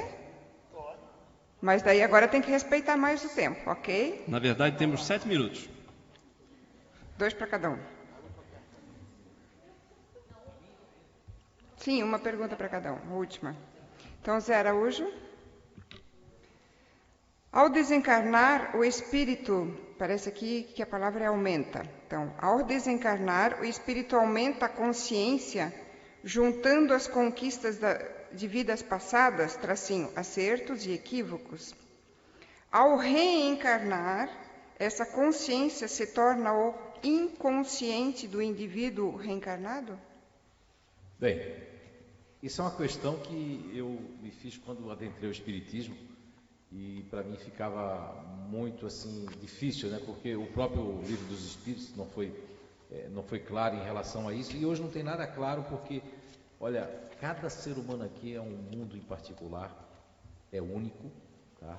Eu tenho um grande exemplo que eu uso nas minhas palestras aí, é a questão das digitais. Eu quero saber aqui quem tem algum irmão ou parente que tenha digital igualzinha à sua. Não vai existir. Isso aqui é exatamente uma imitação barata, pequena, do que representa a nossa individualidade espiritual.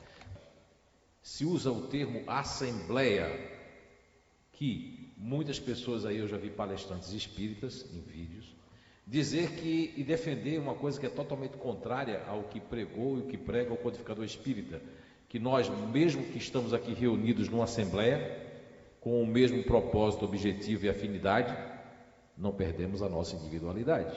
E há pessoas que falam que nós perdemos essa individualidade.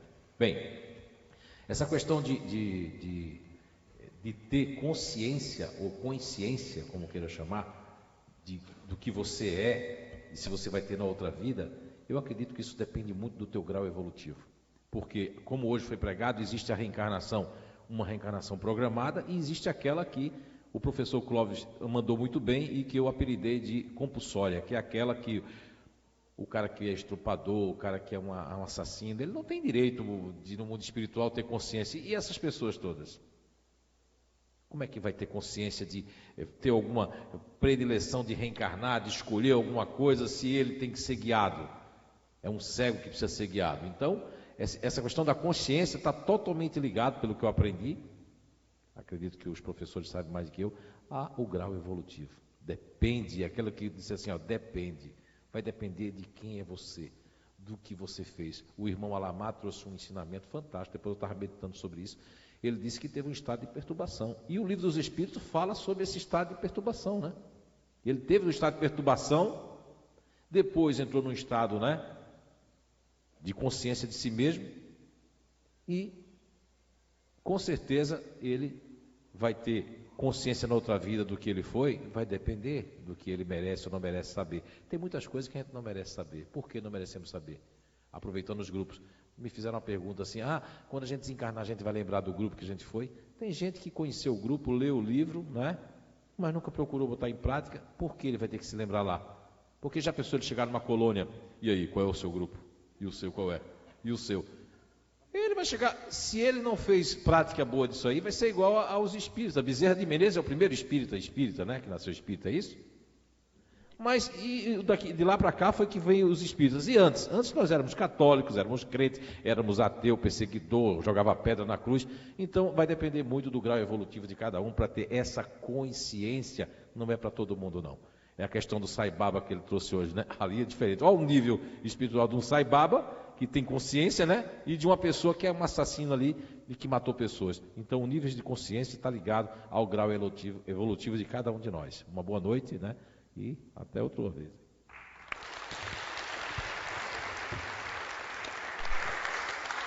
Professor Vladimir, o que Kardec queria que as sociedades espíritas fossem ou se tornassem?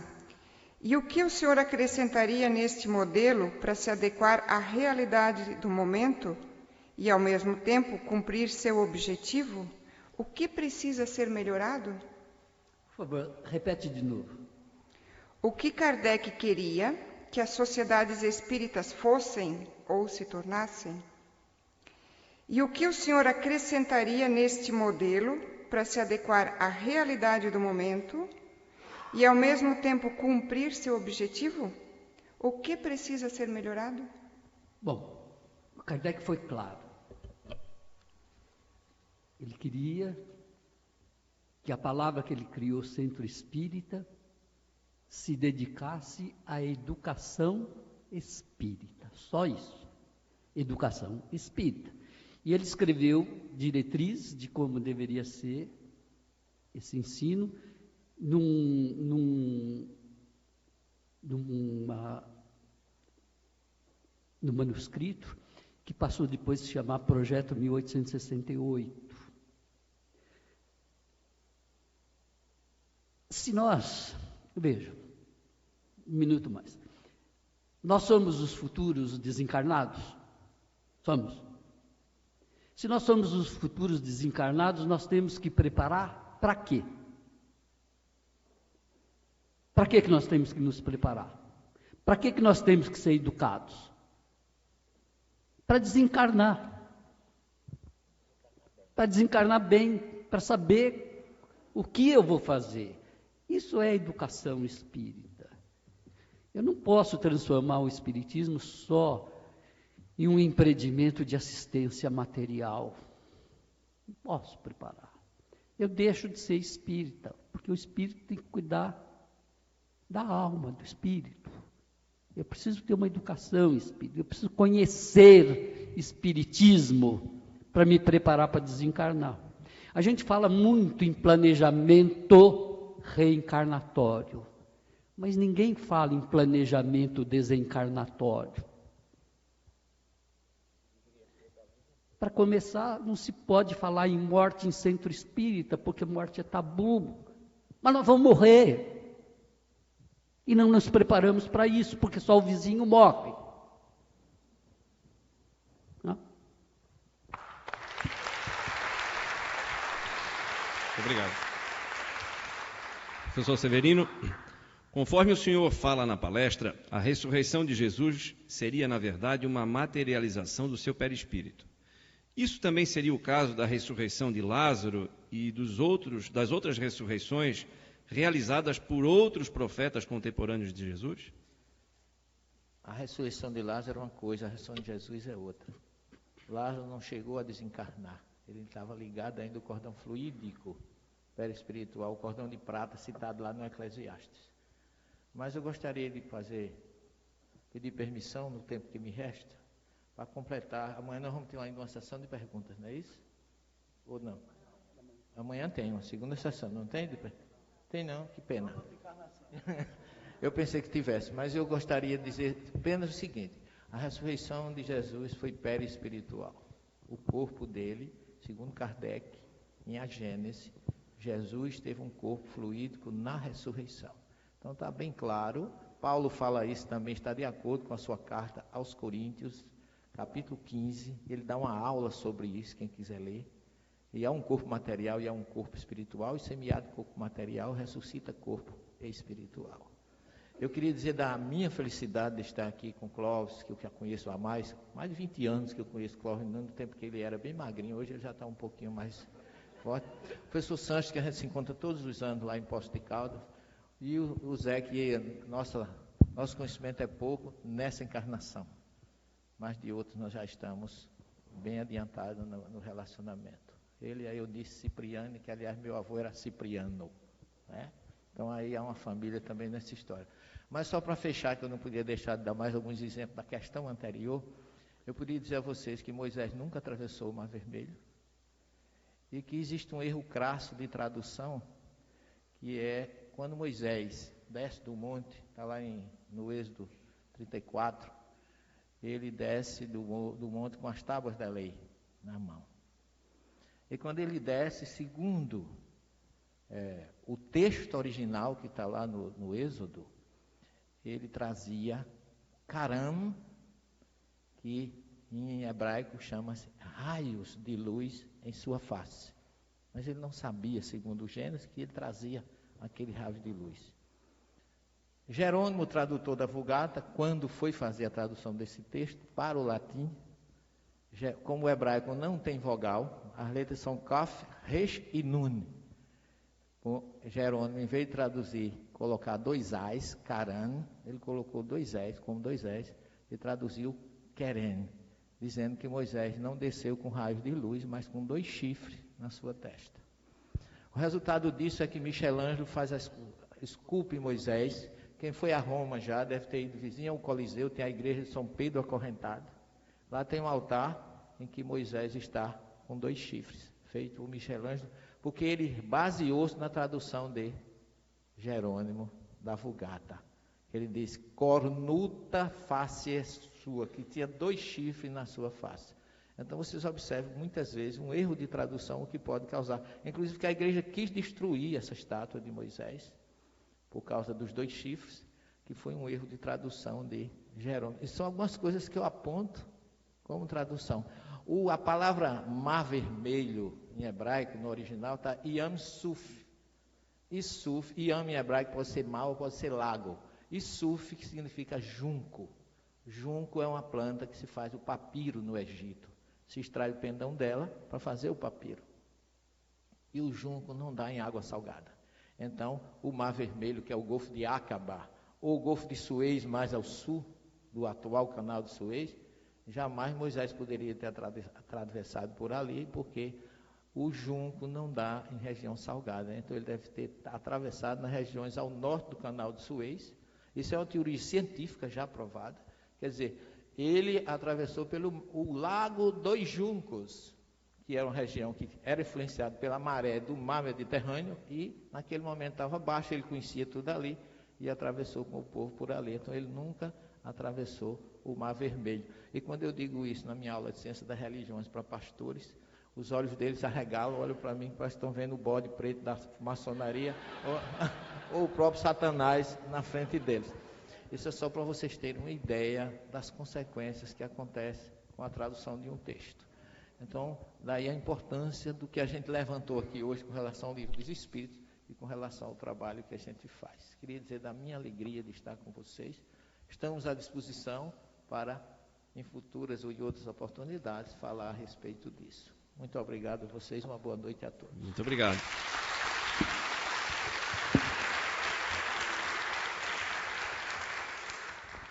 Professor Clóvis, a última pergunta então, encerrando a noite. É comum nos casos de lembranças de vidas passadas um intervalo pequeno entre as reencarnações? E será isso um fator que facilita as lembranças? Dos 3.400 casos catalogados pelo Dr. Ian Stevenson, porque ele levou os números de Ramanda Banerjee, como ele ficou com a posse dos casos de Banerjee, ele ampliou para 3.400. Se constatou que 30% desses mais de 3.000 casos trazia as marcas de nascença. O motivo da criança lembrar é a intermitência curta. Nós não lembramos diretamente, mas temos a memória. Todo mundo tem memória extracerebral. Mas nós trazemos essa memória nas aptidões, na estrutura da personalidade, nas nossas inclinações, nas vicissitudes, nas nossas maneiras de agir, de comportar, de conviver. Somos uma personalidade atual com múltiplas personalidades pretéritas. O espírito é uma única individualidade de muitas personalidades. A cada reencarnação, uma personalidade que se soma a uma única individualidade. Então, quando a média nossa de tempo no além é mais ou menos a média de tempo na Terra. Tem espíritos, tem as exceções. Tem espírito que leva 2, 3 séculos para reencarnar. E tem outros que podem levar 2, 3 meses, e outros que podem levar até 2 horas, desencarnando aqui e reencarnando depois. Já há pesquisa nisso, com dados bem seguros, de que tudo é muito relativo para a necessidade de cada um. Somente 0,2% das crianças do mundo têm a memória extracerebral. Lembram espontaneamente. É um número reduzidíssimo. E o que os pesquisadores constataram? O máximo de intermitência foi 8 anos, quando teve essas memórias. E entre as marcas de nascença, o período de uma vida para outra era de 3 a 4 anos. Quando o percurso, a intermitência reencarnatória ainda era menor, as marcas apareciam. Isso significa dizer que o perispírito, o campo da outra vida, impressionou na biologia, na carga genética futura, de um corpo novo, cujo cromossomo do pai e da mãe não tinha aquela informação, o perispírito interferiu ali e fez uma alteração. Ele imprimiu uma marca de outra existência, de trauma de morte, num corpo que não deveria ter aqueles informes. Isso mostra como o campo pode interferir na estrutura biológica da pessoa. E esse fenômeno, ele abre uma janela imensa com a interferência do campo em outros setores. Hoje, por exemplo, na era dos transplantes, já se descobriu há muito tempo esse fenômeno. Não se tinha explicação para isso. Que às vezes o transplantado do órgão começa a se comportar com traços da natureza ou do comportamento do doador.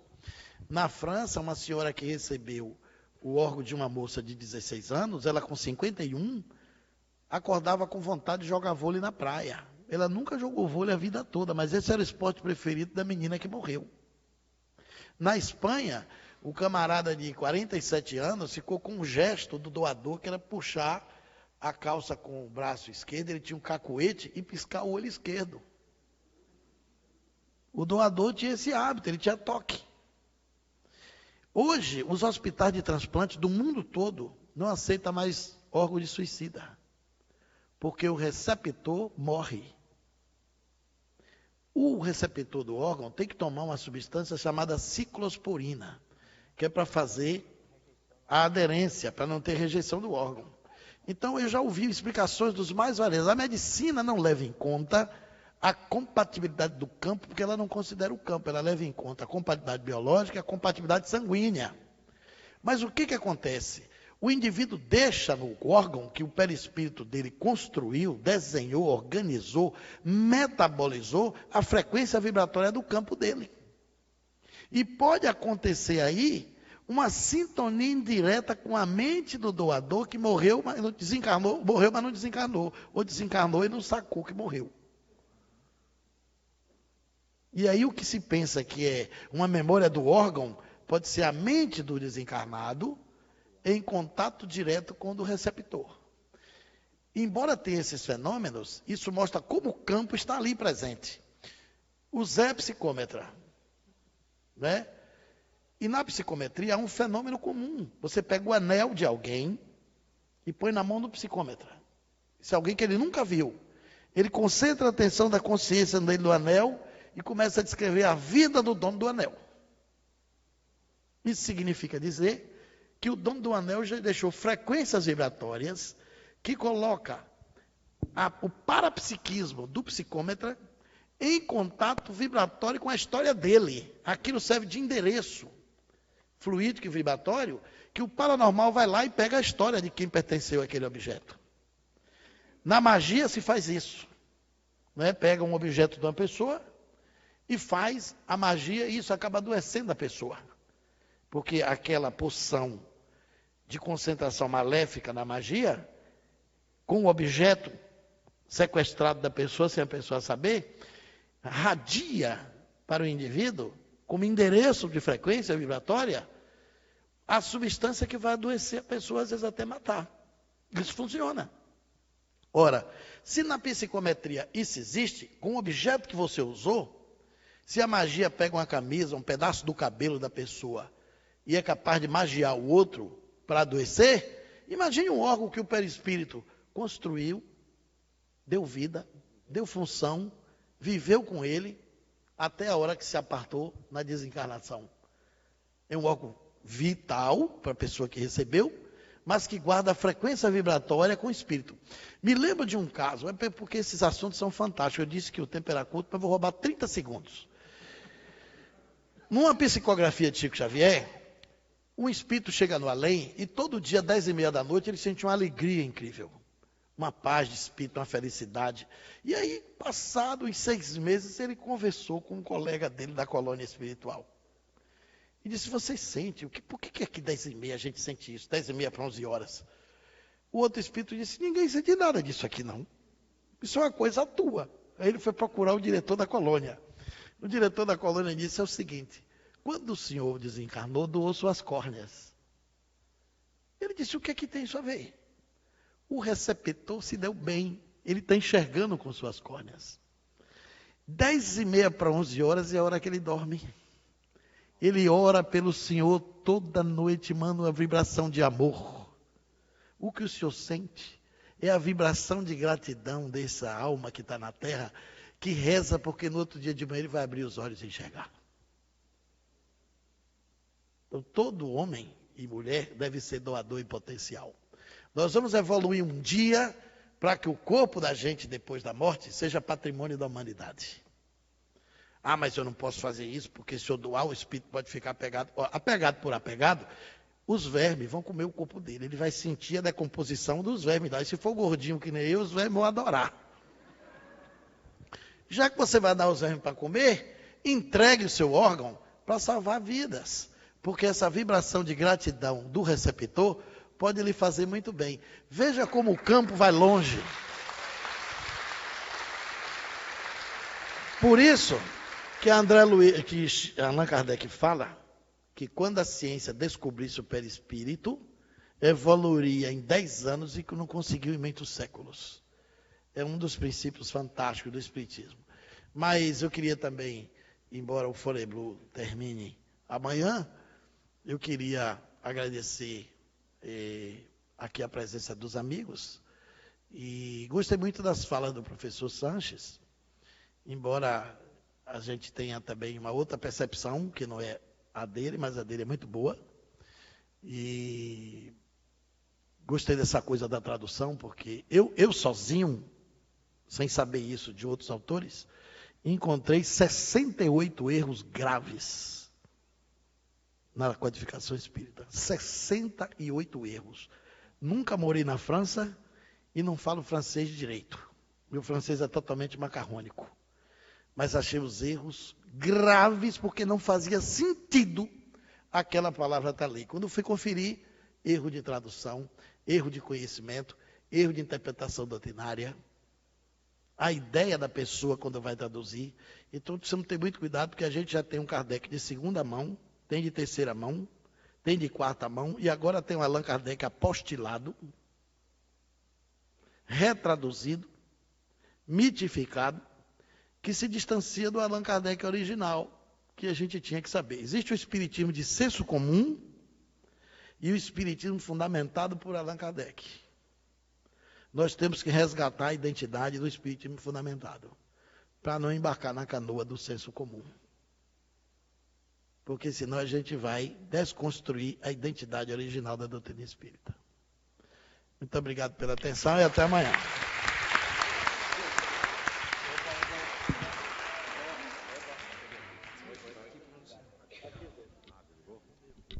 Oi. Não, eu vou fazer aqui uma reclamação, porque como o professor trouxe esse conhecimento aí, trata-se a reclamação com o Júnior. Eu não quero que ele diga o fato completo, até porque é meio... Mas o Júnior não conhecia a doutrina espírita como conhece hoje, e ele chegou muito aflito lá na... A gente se encontrou em algum lugar, rapaz, eu acho que foi lá no próprio CEAM que a gente se encontrou, foi numa sala que eu dava curso, nos encontramos, e ele trouxe um celular e falando um monte de coisa, eu digo, me dá aqui o celular. E ele teve uma comprovação de psicometria, que ele arregalou os olhos, ficou branco, olhou para mim, ficou mudo da voz. É verdade, Júnior, isso? E eu falei do celular da pessoa, como a pessoa era, o que é que ela estava pensando, o que é que estava acontecendo, e ele ficou olhando para mim assim, lembra disso? Sim, lembro. Eu acho que não era um celular, era um chaveiro eletrônico. Um chaveiro eletrônico, que tinha a energia da pessoa. Isso. Ele me deu, eu segurei na mão até e o comecei motivo... a dizer tudo para ele o que estava acontecendo, sem ele me dizer uma única palavra, não foi? Até mas ele não tinha esse conhecimento que ele tinha hoje, faz muitos anos já. Sim, até o motivo da perturbação, tu disseste, olha, isso não é nada não, é apenas um sentimento de culpa muito forte que ele está trazendo, em função de algo errado que fez lá atrás e tal, e aí, conhecendo a pessoa, eu fiquei realmente... Foi uma coisa assim. E a outra foi com o Roberto Carrilho.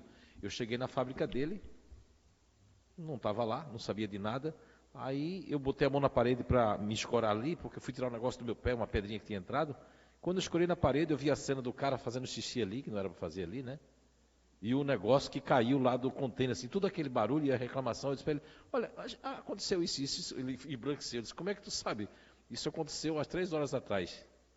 E eu fiquei muito chateado que o cara fez xixi ali, não é? O cara veio fazer uma entrega, foi no banheiro, e depois o negócio do container que havia caído do negócio, eu não estava lá, eu senti pela parede, pela reclamação. Então, psicometria é bem isso que o professor falou. Obrigado. Muito obrigado. Encerramos então esse dia e reiniciaremos amanhã às 8h30 da manhã com a palestra do professor Severino Celestino, Jesus e os Samaritanos. Boa noite e bom descanso a todos.